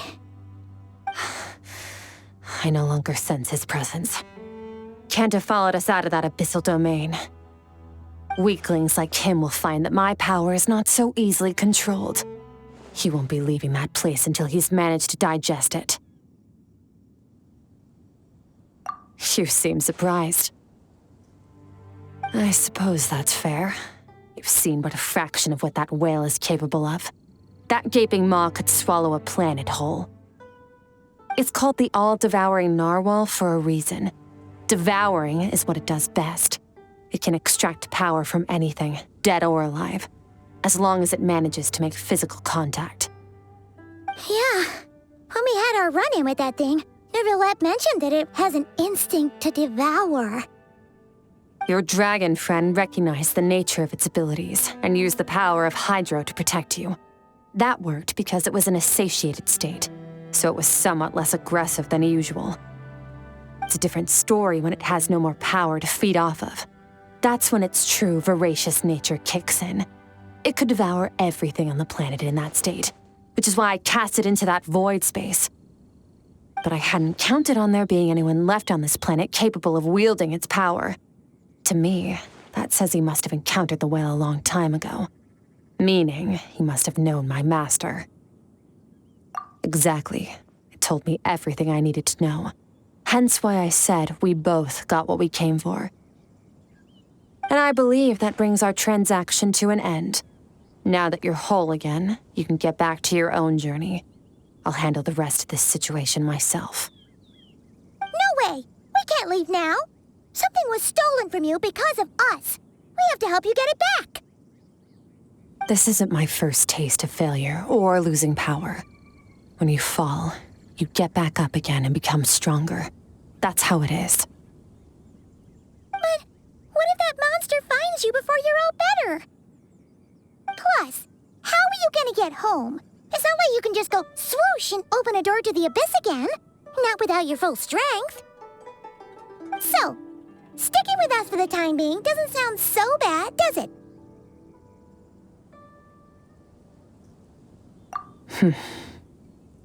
Fair enough. Then take this. What is it? A bag of Mora. Nothing in this world is free. I know that much. I'll leave the planning to you. Hurry up and decide where to go. We shouldn't linger. We should take Skirk somewhere she can rest. But where? He'll know something about Master. I'm sure of it. Next time. Fine. It'll take time to recover my strength, of course. But adapting to situations like this is nothing new for me. Oh, this. It's a star crystal suit. Abyssal energy is scarce in Tevat. Wearing this helps me access it more freely. It stores concentrated abyssal energy that I can draw from on the go. When the energy runs out, it reverts back to its original form. Found somewhere to rest. Well, lead the way then.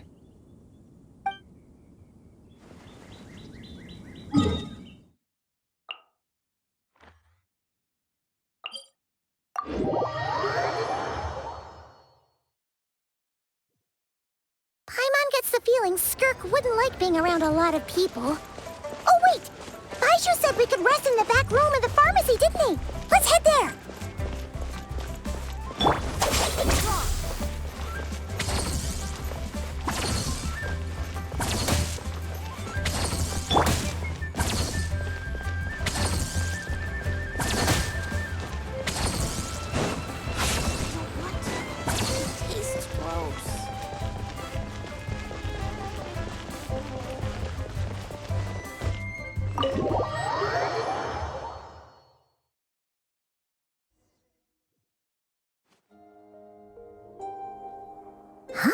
This bag from Skirk has a ton of Mora in it. Does she have a job or something? Wait, no. After what we saw at Wamin Restaurant, that seems impossible. Can you imagine? It would go something like...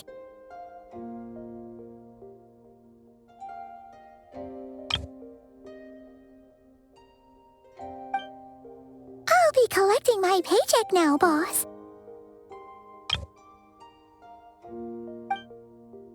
Oh, sure thing. Wait, who are you? Have we met?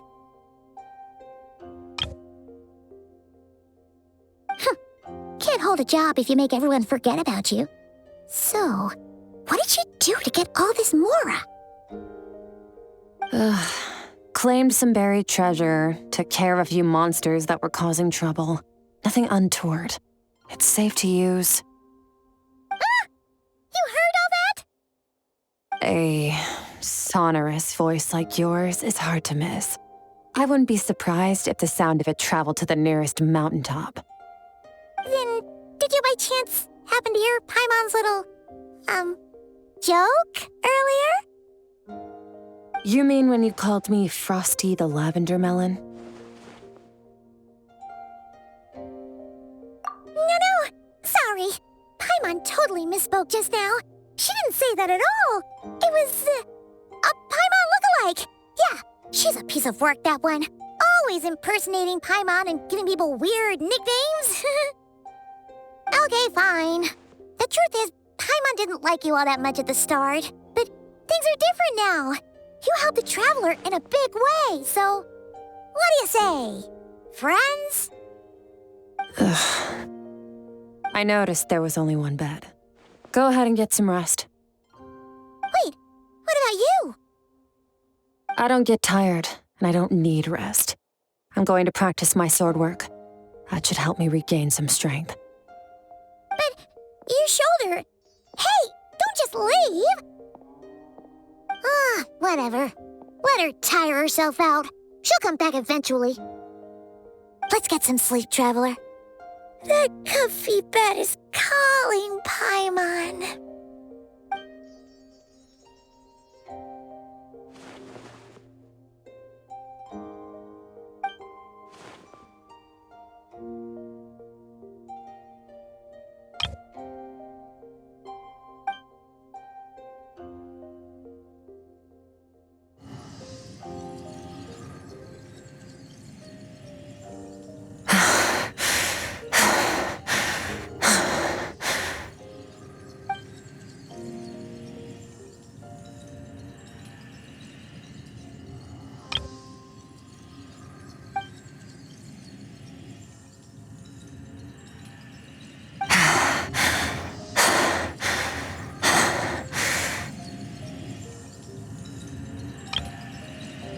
quiet.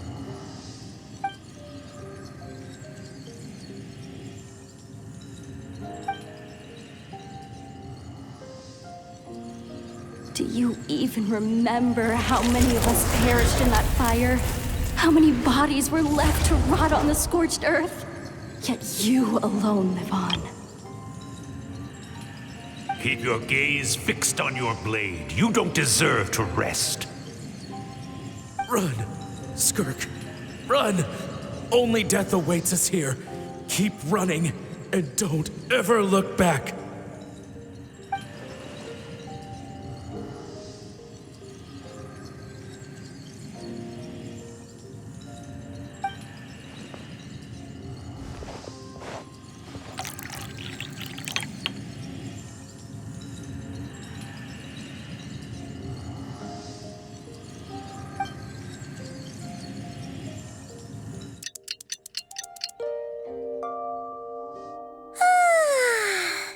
Getting an early night's sleep is the best. That bed was so comfy. Wait, Skirk? Have you been sitting out here the whole night? The bed's all yours if you want it.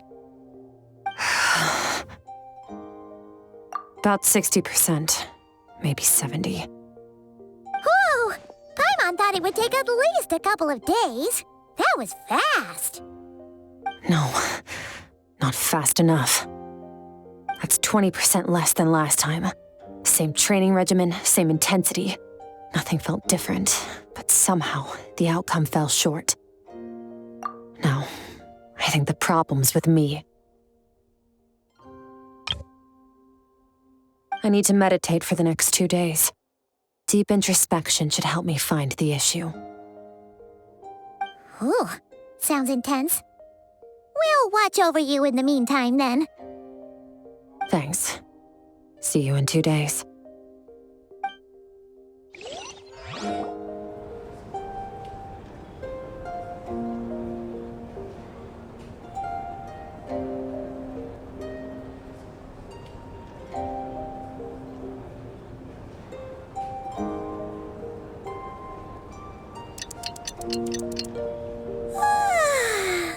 Morning! Skirk is still meditating, huh? It's been 2 days already. Shouldn't she be awake by now? Paimon can't think of anything we can do to help. Oh, wait! Breakfast! That's it! Paimon will go get breakfast! Skirk is gonna be starving when she wakes up. Be right back.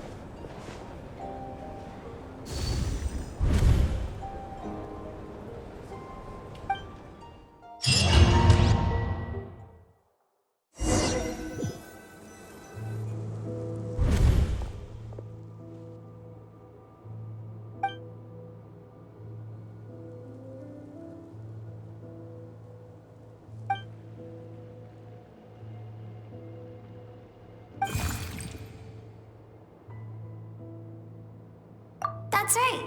This is Skirk's inner world. Think of it as the threshold between the soul and dreams. This isn't your first time here, but what you remember is probably a space covered in darkness. I only managed to illuminate a small portion for you back then. Actually, it's my first time talking to someone like this. I only managed to break free and bring you here because the injury weakened her power. I guess that's why I can speak again, too. Call it fate, if you want. I think that's the word they use in this world for lucky coincidences like this, right? Now, before I take you to her, I gotta ask. You're the first outside visitor to ever come here, so what's your impression of this place? Oh, you noticed. This river represents Skirk's strength. Strength accumulates over time. It is the summation of a person's lived experience. So this river is where all the fragments of Skirk's life should converge into a single stream of memories and emotions, flowing forward as one. But as you can see, this river has been severed numerous times. It's because Skirk doesn't like who she was in the past. When all she sees reflected in the river is a disgraceful shadow of who she was, she cuts through water and rock with the sword of reason, severs her connection with the past, and begins anew. You must learn to shut out all the pointless emotion, crush the self that makes you weak, and become master over your physical form. This isn't my first taste of failure or losing power. When you fall, you get back up again and become stronger. That's how it...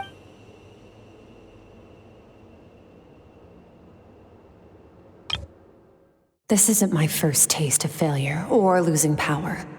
When you fall, you get back up again and become stronger. That's how it is.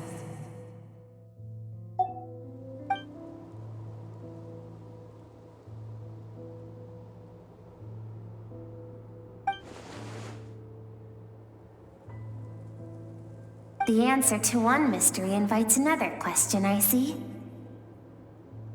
Let's follow the river upstream. There among the cliffs, among the memories etched into her heart, lies the truth of it all. Soon, you'll understand everything.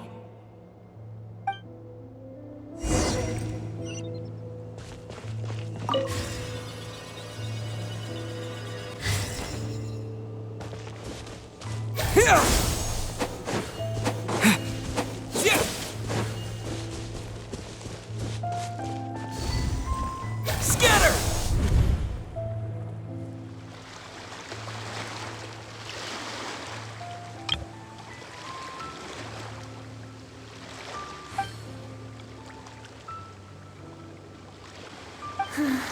I've always thought that, even when falling leaves don't come from the same tree, they can still form bonds of kinship when they meet. Like meteors, you both made a journey through the stars. Both travelers who have landed on a planet that is not your home. Yet, when she first noticed your presence, although she hesitated for a moment, she still chose to walk away, indifferent as ever.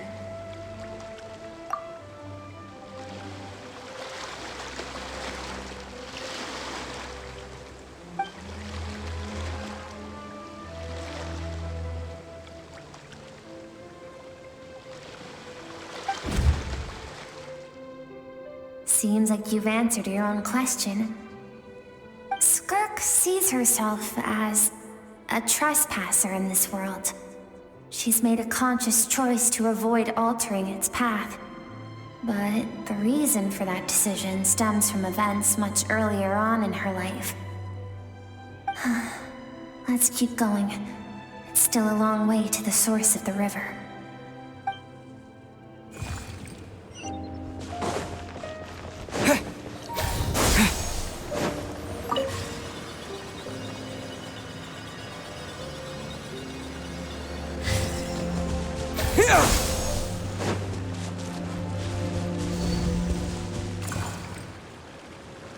You now have what it takes to wield immense power.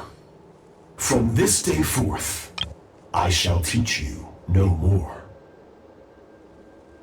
No one can become a worthy warrior through imitation alone. I have given you fangs and claws. Now, you must learn to hunt. You wish me to travel the world beyond on my own, Master? Indeed. Make new friends. Embark on your own journey. And piece together a new future from the shattered remnants of your past. We will still have contact through the abyss. But know this. One day, I will take the life you worked so hard to rebuild and reduce it to ashes. Just like the fire that haunts your mind. Why would you do that? I have told you before, fear is the catalyst for human evolution. You have tasted loss. You have known fear, so deep it can be felt in the bones. But as living beings, we all have an instinct to detach from that which harms us. And thus pain dampens over time, and the acrid taste of fear becomes but a distant memory. Yet now, I have bestowed upon you the gift of fear eternal. It will drown you in the nightmare of your childhood, or it shall drive you to defeat me, whatever the cost.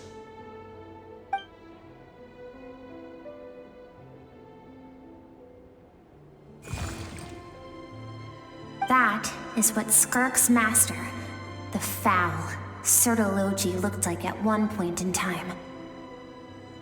Of course, as a higher being, physical form is a triviality to him. He could appear as a beast, a human, or even a monster that defies description. The form you see him in here, clad in abyssal armor, is the one he usually wears when traveling through the stars.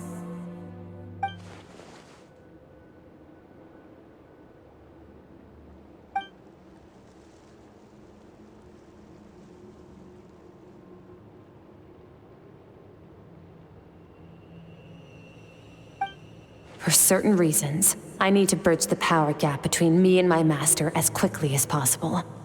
But first, I need to understand the source of his strength. To do that, I need to follow in his footsteps, walk the path he once walked, and somewhere along the way, I'll find out how to defeat him. That is my sole focus and purpose.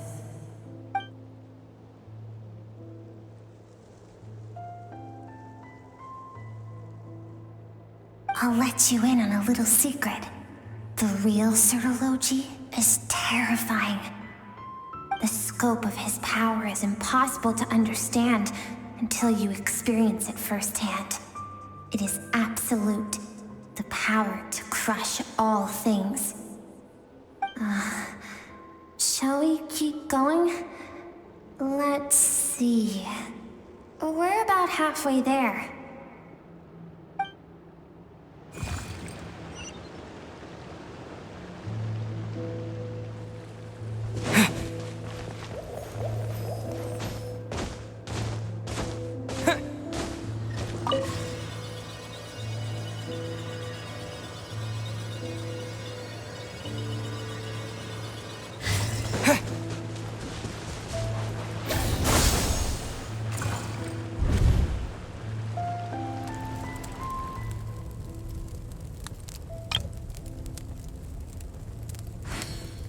We've made it quite a ways already.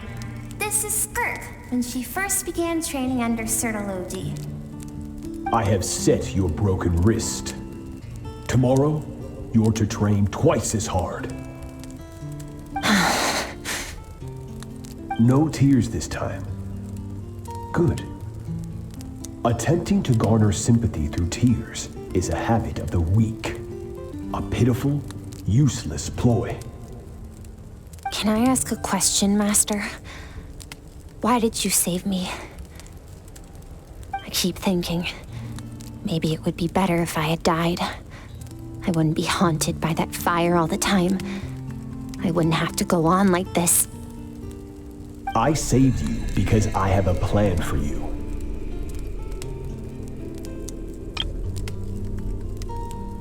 It has been too long since I fought a battle that demanded my full strength, and I hunger for it. Every so-called genius and prodigy I have faced has crumbled like sand underfoot. Before me, even fate bends the knee. So, I will teach you everything I know, train you by whatever means necessary. in the hope that one day you might surprise me. But I don't want to draw my sword against you, Master. What you want matters little. Among the boundless sea of stars, the cries of the weak are but faint murmurs that disappear into the void. You of all people know that well. Yes, Master. From that day forward, all she knew was grueling training, emptiness, and fatigue.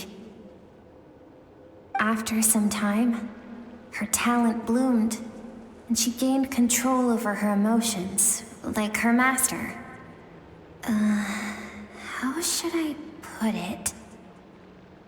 It was not that human emotion disappeared from her heart, but that reason came to dictate all she was allowed to feel.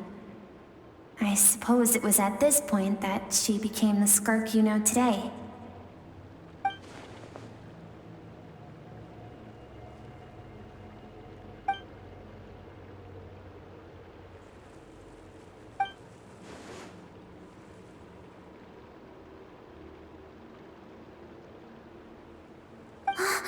We're nearly there. I almost don't want to reach the end. Well, shall we? This is the final stretch.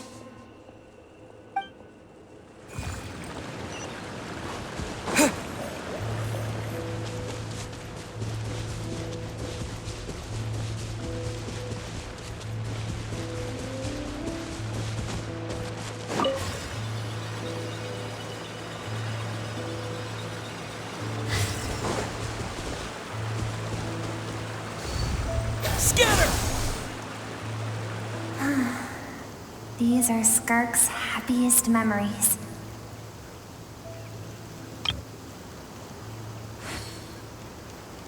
What a simple and carefree time it was. Wisps of clouds dotted the sky. The sun bathed everything in golden light. And when song filled the air, not even the shyest of flowers could resist swaying along. This is Skirk's homeland. She was so curious about everything as a child, always skipping school to go exploring instead.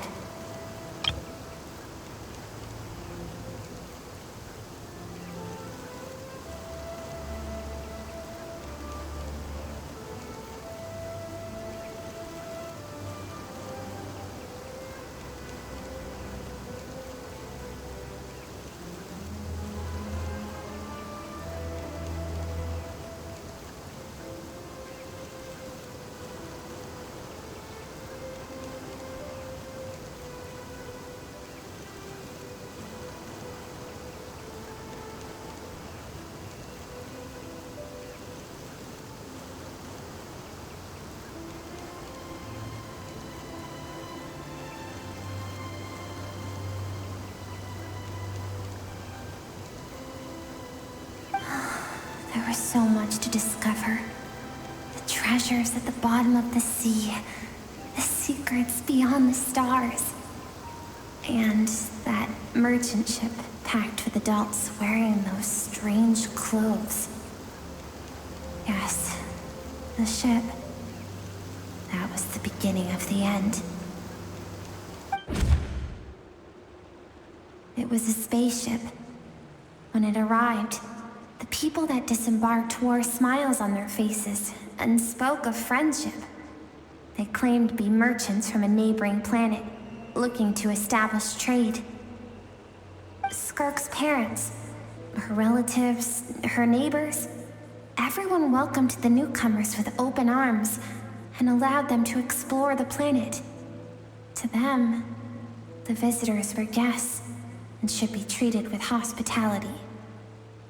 No one had any idea of what was to come.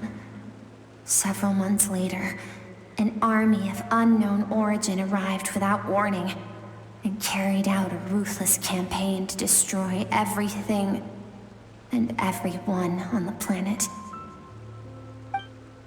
Skirk had skipped school that day, like so many times before, so she was not caught in the immediate wave of destruction. But when she came home that day, only fire and ruin awaited her.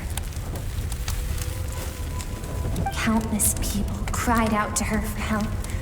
People she knew and loved. Friends and relatives. The little girl who lived next door. The shop owner with the bad leg. The bad-tempered teacher she had made fun of just that morning. Their lives were discarded like worthless trash as the fire consumed one life after another. Skirk was helpless. All she could do was run. And so she did. She kept running until an unexpected figure crossed her path. If Sertology hadn't been there in that moment, the fire would have claimed her life too. And there she would have remained, left to rot in the scorched earth, with no answer as to why any of this was happening.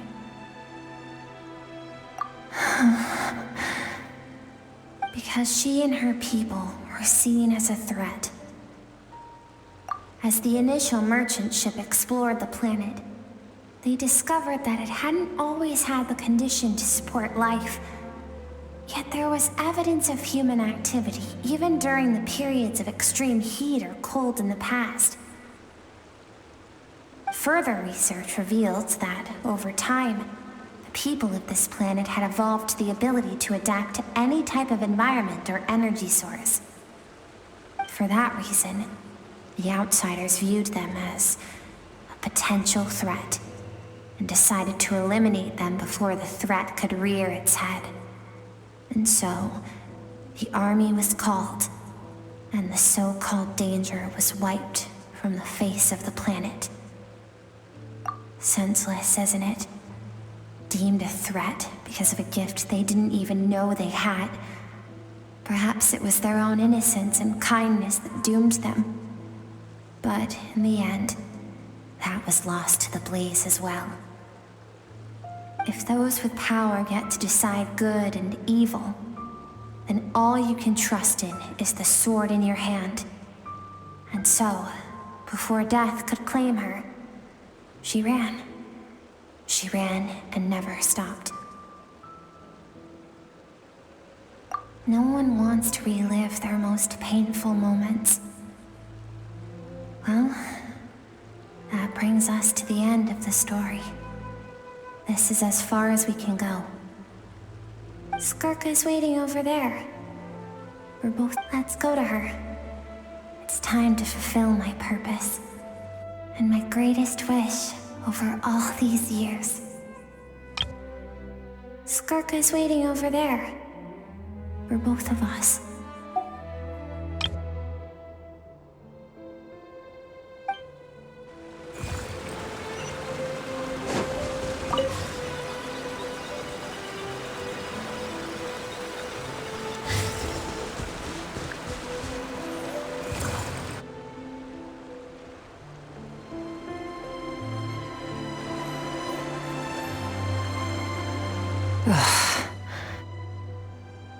So all this, just so you could bring him here. I have things to say to you. Well, to me. I want someone to witness our reconciliation, even if it takes an argument to get there. And he is the best choice in this moment. Her suppressed emotional self. The version of herself she keeps locked in the recesses of her mind, stifled by reason.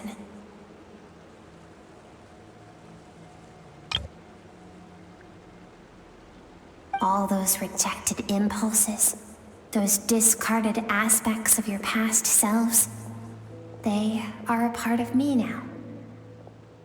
I am who you used to be. Someone you have refused to face for too long. So, I came to face you instead. You're wrong. I've faced you all along. And that's exactly why I keep you locked here. Your existence makes me weak. Moments of joy and longing are when we are most vulnerable. Don't forget, it was a penchant for goodness over reason that doomed our homeland in the first place. The vastness of the universe renders everything insignificant, our feelings most of all. Even so, learning from the mistakes of the past doesn't have to mean erasing everything.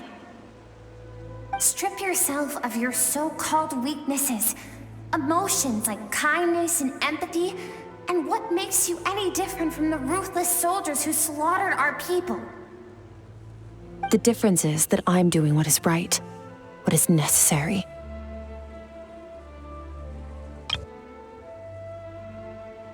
I allow you to exist, but with limited freedom. That is the greatest kindness I can offer.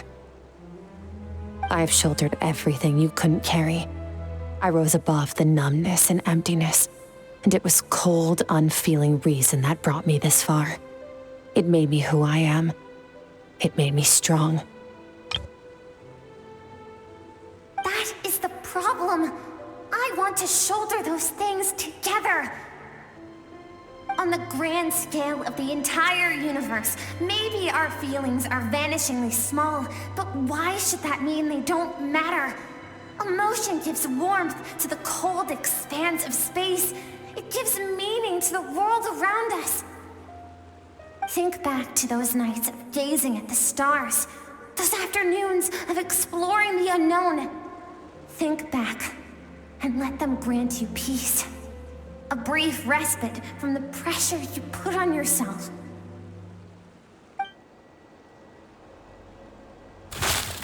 That isn't what we need. It's exactly what we need. Aren't you curious about why recovering your strength has taken longer than normal this time? Finally, you get to the important part.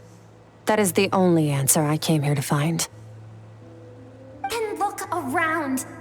Look at your inner world. You cast aside your dreams and curiosity, and in doing so, you lost your original motivation. You severed all connection to who you used to be, so you can no longer draw strength from your past. Now, the only things driving you forward are fear and survivor's guilt. But these cannot take you far enough. And so, this river, the source of your strength, grows more polluted by the day. And you think that means I should seek help from a weak little thing like you?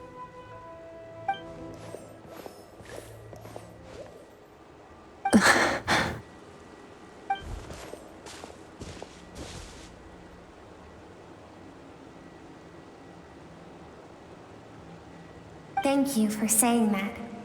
I knew bringing you here would be the right choice. To be honest, I'm not here to argue with you. This isn't about who's right or wrong. And in fact, I agree that in order to make it through the wake of that tragedy, we had to distance ourselves from the pain through reason over emotion. But what is right at one point in time isn't always right forever. I know you will never forget that fire. I know the fact that you were the sole survivor fills you with guilt. And I know that among the voices that haunt you, mine is there too. Because deep down, you know that you didn't turn out to be the person you wanted to be.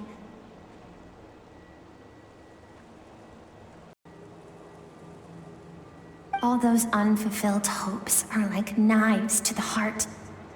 And I don't want you to hurt anymore.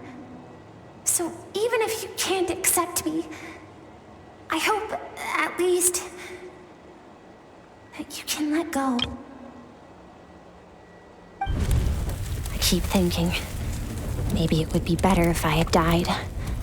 I wouldn't be haunted by that fire all the time. I wouldn't have to go on like this.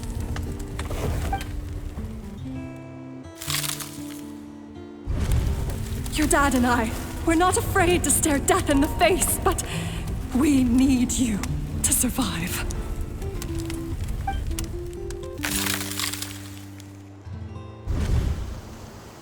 I'm sick of being a kid. There's so many amazing things out there, and I'm ready to see them all.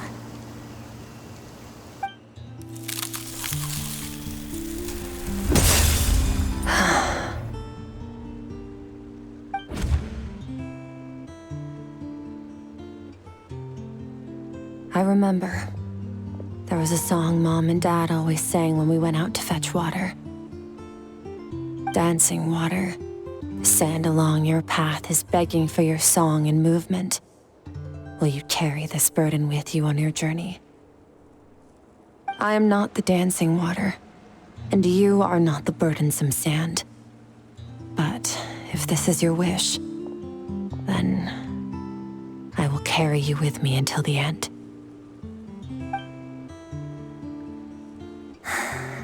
Thank you. I should be thanking you.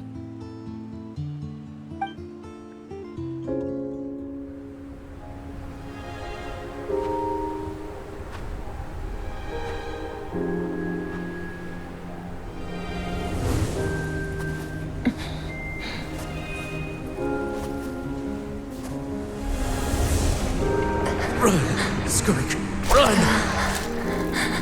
Remember, leave no one alive! Heed my words, Skirk. Let fear take root in your soul. Did you survive? Why was it only you? Skirk, did you become a positive light in this world?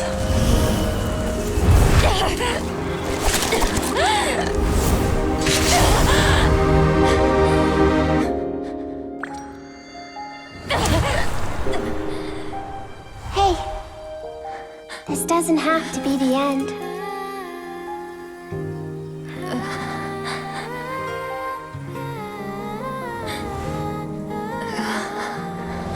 Life is a gift. Don't let darkness claim it.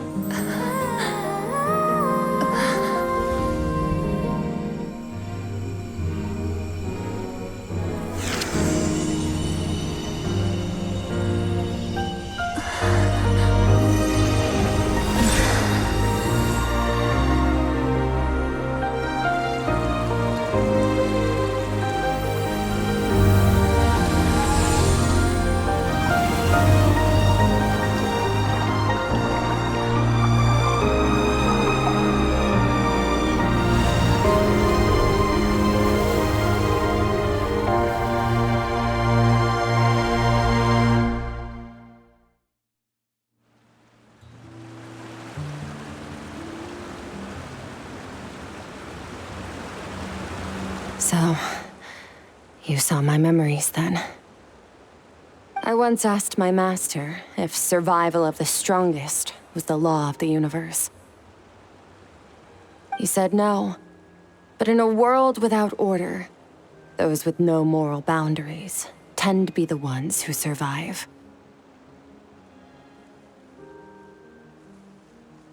That's why, after hearing his answer, an idea came to mind. An idea that, one day, I would create a new world order. One in which there would never be another tragedy like that fire. One in which power was not the law of the land. But that means I must defeat him. Because my master, Sertologi, is, at the core, a defier of all rules and order. Yes. And not just because of the gap in our abilities, but also because I have no reason to see him as an enemy. Although his decision to train me was not made out of kindness, he did everything a master should. He saved my life, taught me the sword and the principles of strength. And for that, I respect him. I know, and it's not something I want. But Master never goes back on his word. I have to treat everything he says as a promise.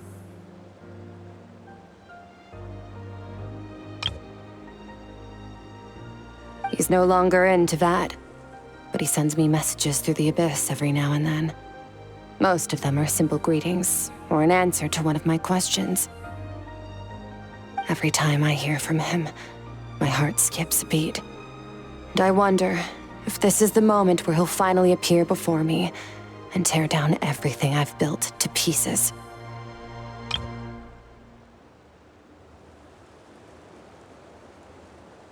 Maybe that means I do live in eternal fear, just like he said.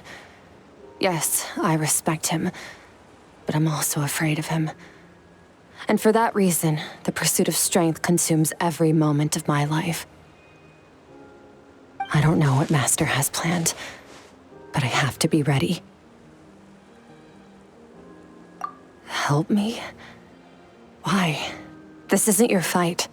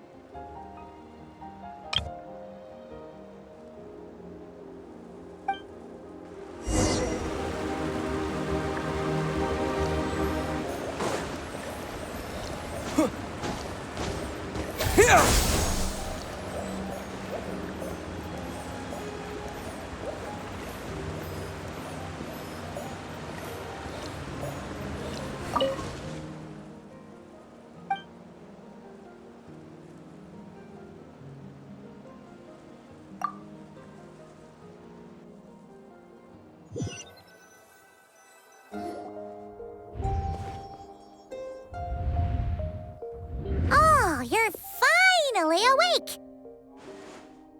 Honestly, Paimon was gone for like 2 seconds and then she comes back and finds you both unconscious? Oh, you scared Paimon half to death! You're both okay, right?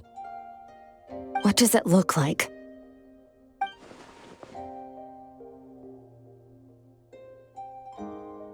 Only water from the source can cleanse the rot and filth that flows from the past into the future. I taught you to incorporate the experiences from your journey into how you fight.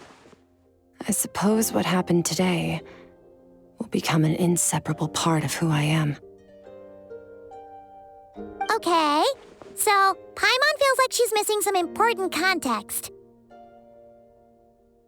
But whatever. Paimon brought back tons of delicious snacks! Let's dig in!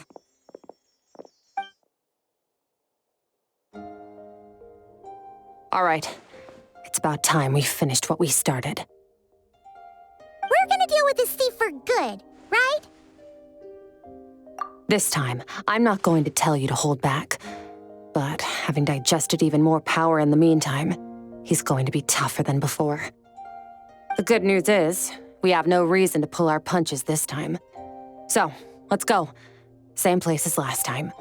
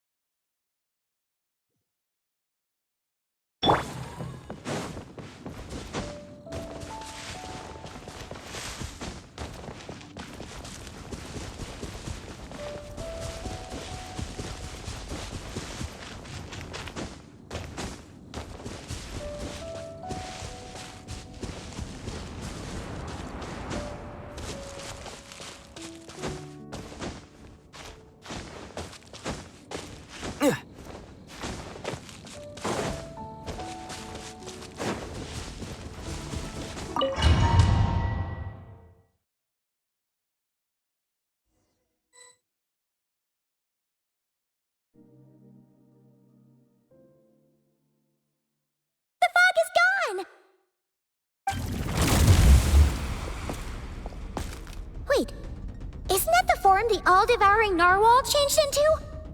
How come he knows that, too? Really? So, you're telling Paimon that giant whale and this guy can both turn into the fowl? How does that work?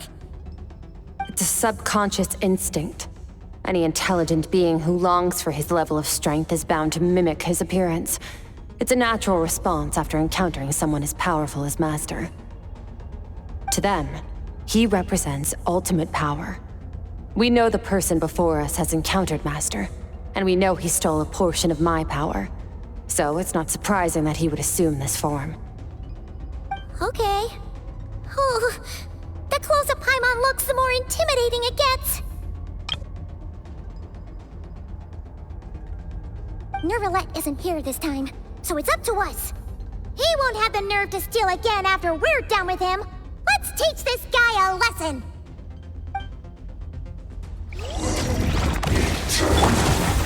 Infinite. Bombs away! Paradigm shift!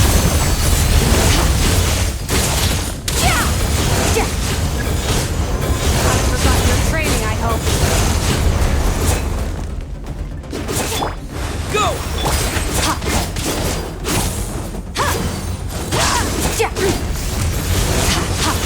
Mine to wield. Stars shall end his crown.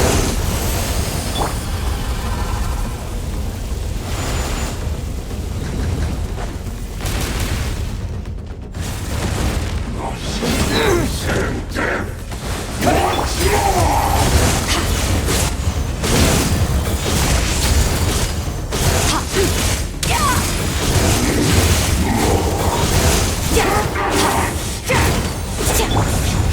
Beyond this world.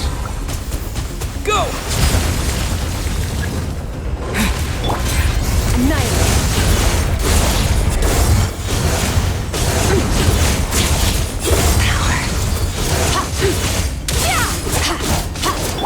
Go!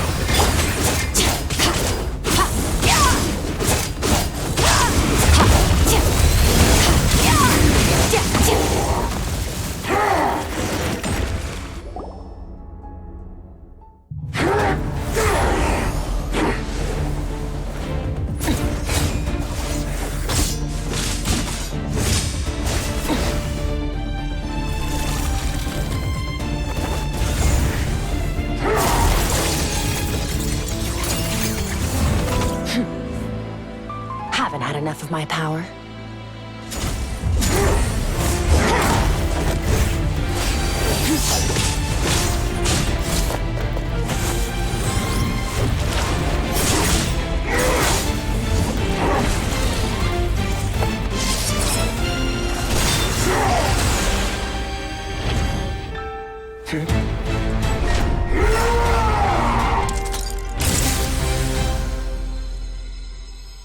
Well then, let's see how much more of this power you can handle.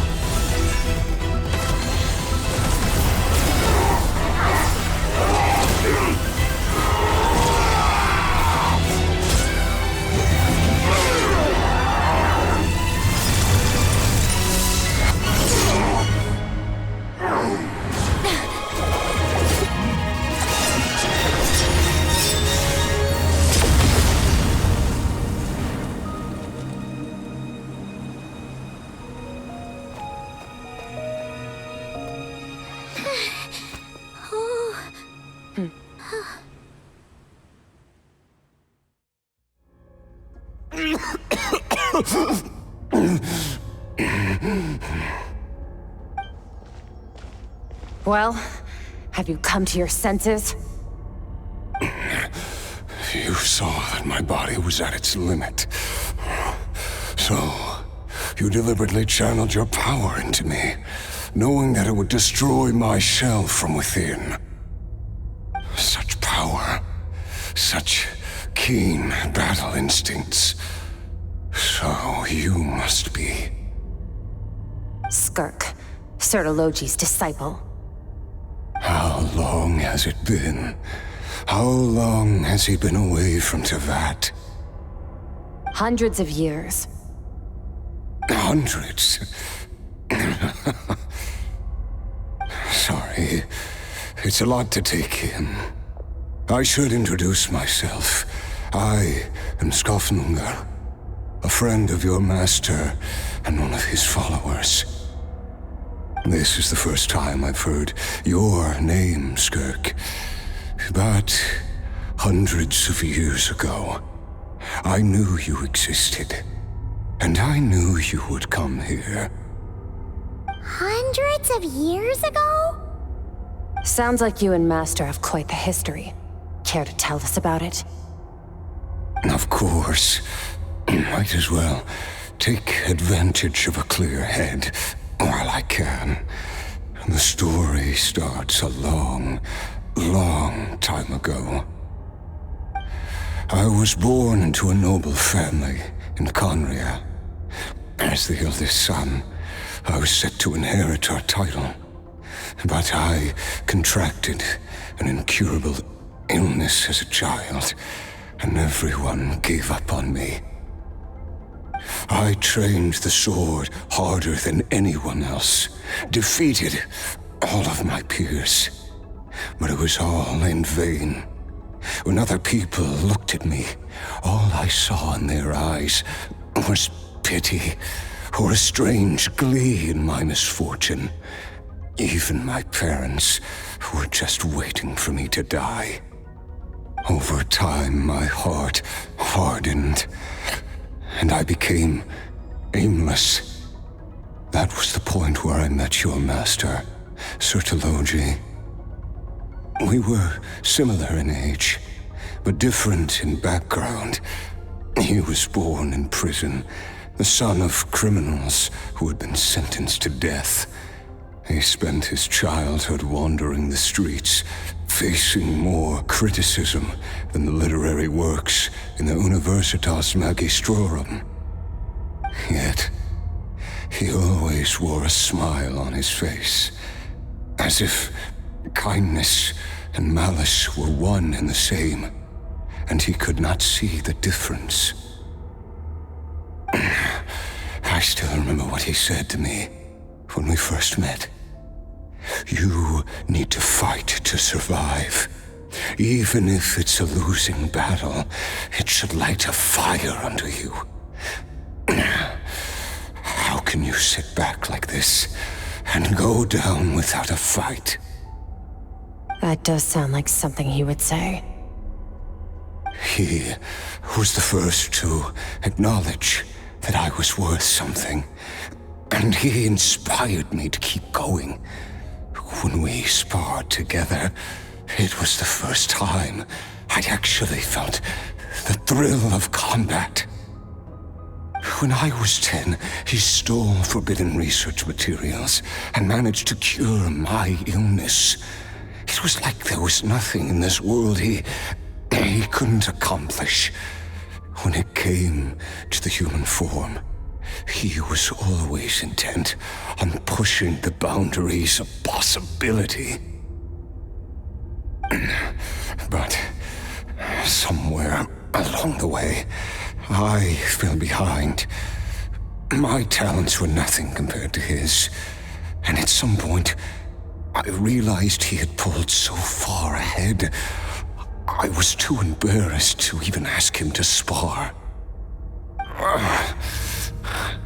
After his grand endeavor was successful, he sought me out and said to me, "This planet no longer holds anything of interest to me, so I'm leaving. But first, I have an offer. I can use a power I have just refined to break the curse of immortality for you. Your death was once what we worked so hard to prevent. But the immortality you now face is a different kind of pain altogether."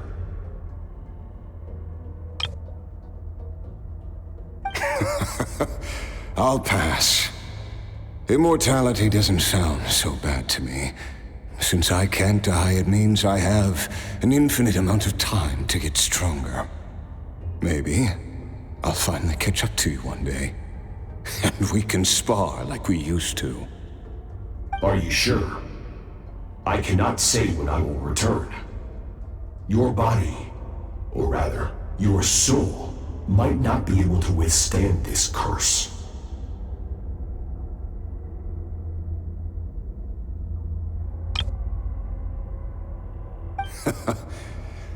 All I can do is try.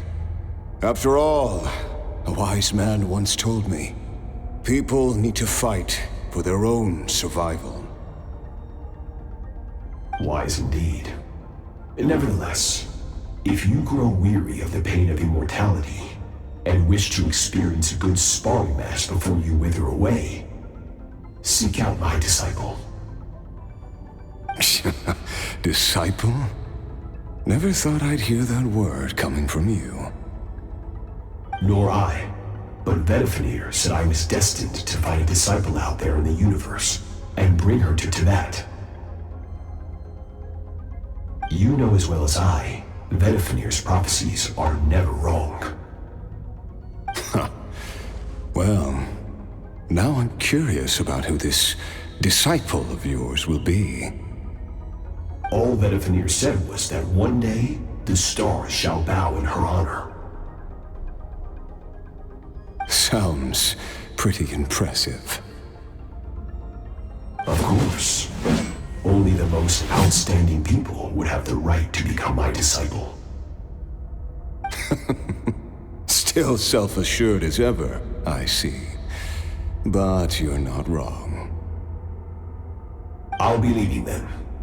Oh, and if you are serious about getting stronger, I left you a little gift in the primordial sea. As I've said before, walk whatever path you want. Freedom means even the wicked get to make their own choices. Waiting for me in the primordial sea was the all-devouring narwhal, already beaten into submission by Sotologi. In its weakened state, I was able to cut off part of its flesh and sew it into my own heart. Your heart? That sounds like torture. How did you even survive that? Because, of course, I bear the curse of immortality. So, you used the curse to turn yourself into a vessel for power. Even with that whale's ability, devouring power like that is not something the human body can withstand. With your body and soul constantly at the breaking point, it was the curse of immortality that sustained you. But that is not the path to strength. You have to pour your heart into it, work for it, dream of it. Instead, you stole something that didn't belong to you, and it backfired. You're right. I should have known better, but I had already pushed myself to my limits, and he was still miles ahead of me. So I had to take a leap of faith. I miss your master. I miss the days when we were all together, troublemakers without a home. I don't regret the choice I made. But if you'll allow it, I do want to apologize. To both of you. After the beating we just gave you, I think we can call it even. You're an interesting one as well. Sotologi's disciple. That's a lot to live up to. It can't have been an easy experience. I know what he's like. He rules with an iron fist, using despair and fear to force you to catch up to him, all the while standing ever out of reach. We're like mountain climbers in the dark, never knowing how much higher we have to climb, or when we will see the sun again. True. But I made up my mind long ago. No matter how dark it gets, I will not give in to despair. I will overcome it.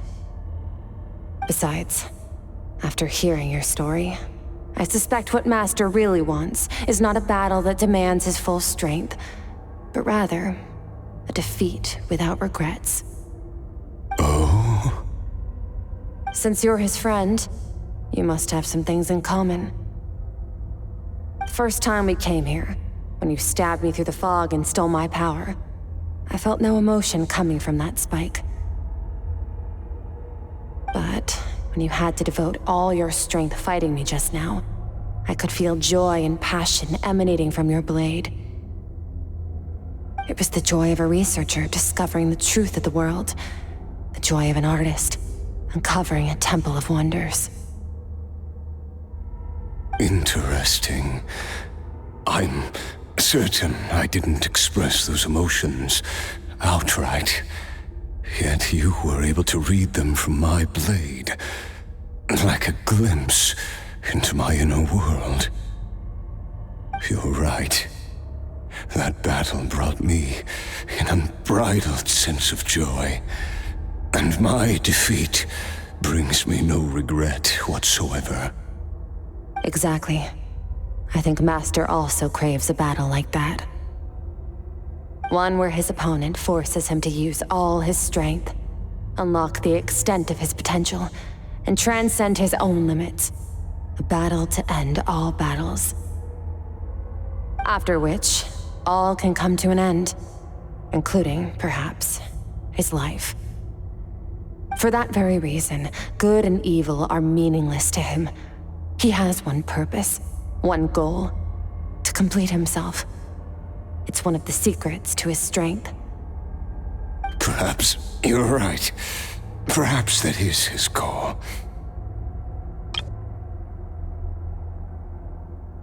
What a battle that would be. Oh, to witness such a...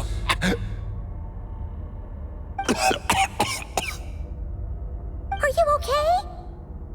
Too many different kinds of power are surging through my body. The curse of immortality allows it all to coexist, but it does not remove the pain.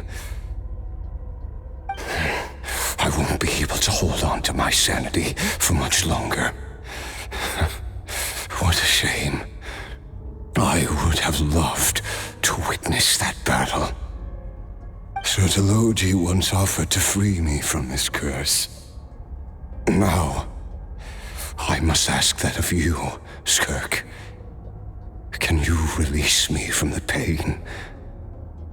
I can, but not through death, if that's what you are hoping for. It's not a suitable punishment for your crime. As an alternative, I can take your consciousness, along with all the power you've consumed, and smash it to pieces.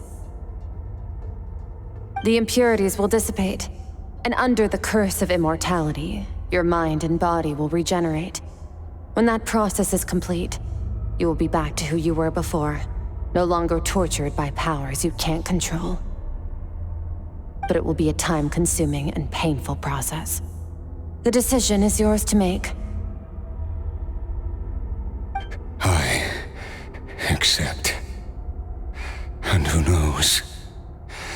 Perhaps I'll wake up in time to witness your great battle with Sertologi. I have faith that you'll be able to stand against him one day. Though I know it'll be a long and arduous road. If we are climbers in the dark, it appears the dawn has finally broken for me. But your ascent continues.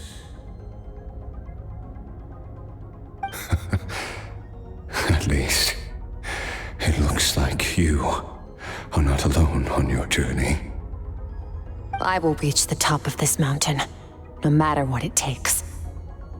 And you, Skofnunger, will be my witness at the end of all things.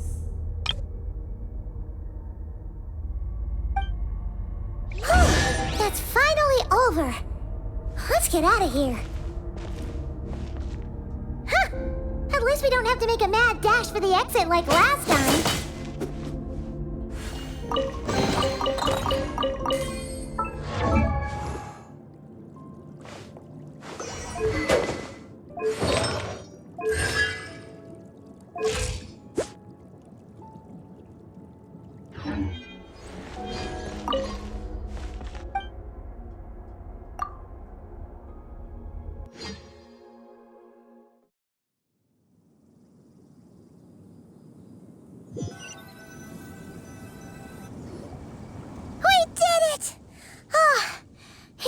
a few days, but it feels like forever.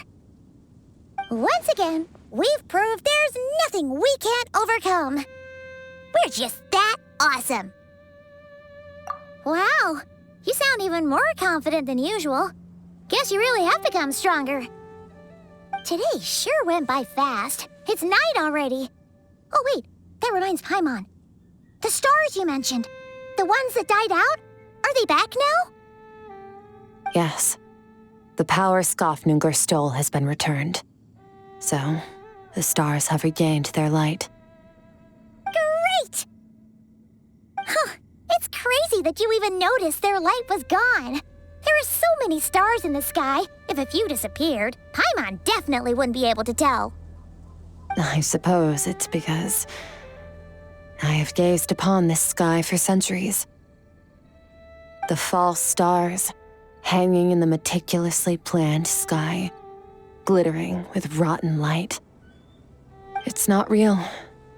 And yet, it is for that very reason that I can look upon it and enjoy the momentary peace it brings.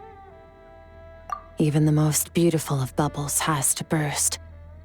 We will return to the real universe one day, whether of our own volition or not. Time marches ever forward. Even the innocent and naive will taste life's bitterness. Yet through hardship, we grow until we learn to seize the sands of time for ourselves and uncover our true strength. Though we gaze upon a false sky, its vastness and majesty is palpable. One can only wonder, what is it going to take for kindness to reign supreme in the vast expanse of the universe? Ugh, this is all going over Paimon's head. But if she knows one thing, it's that the Traveler always finds a way. Ever since we met, he has filled Paimon's days with happiness. No matter how tough things get, he always finds a way to make it better. If it's too big a job for one person, then we'll do it with two. And if two's still not enough, then three. We've met so many amazing friends and accomplished so many amazing things. As long as we don't give up, we can make any wish come true. I suppose when it comes to you, anything is possible. Well, I should be going. Now that my power is no longer isolated from my emotions, I need more practice to get used to it. I suppose fate will decide. Maybe we'll bump into each other on the street. Or maybe we'll reunite on a different planet entirely. Regardless, reunions and partings are but passing moments. More than anything, I hope that at the end of this journey, wherever it takes us, one without war, pain, or forced partings. One where new life can bloom, even where there was once nothing but scorched earth.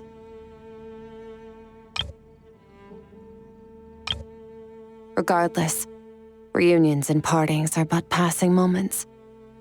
More than anything, I hope that at the end of this journey, wherever it takes us, we stand in a world reborn. For this, we must all work to become stronger.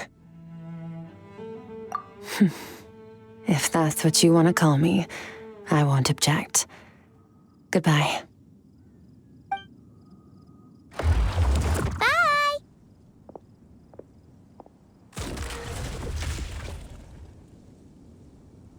Is it just Paimon, or is she being nicer than before? We definitely count as friends after all that, don't you think? Hey, what do you think about camping here tonight? There's nothing quite like sleeping under the stars. Come tomorrow, we can continue our journey. Oh, and since Paimon treated you to that super nice meal at Wanmin Restaurant, it's about time you returned the favor.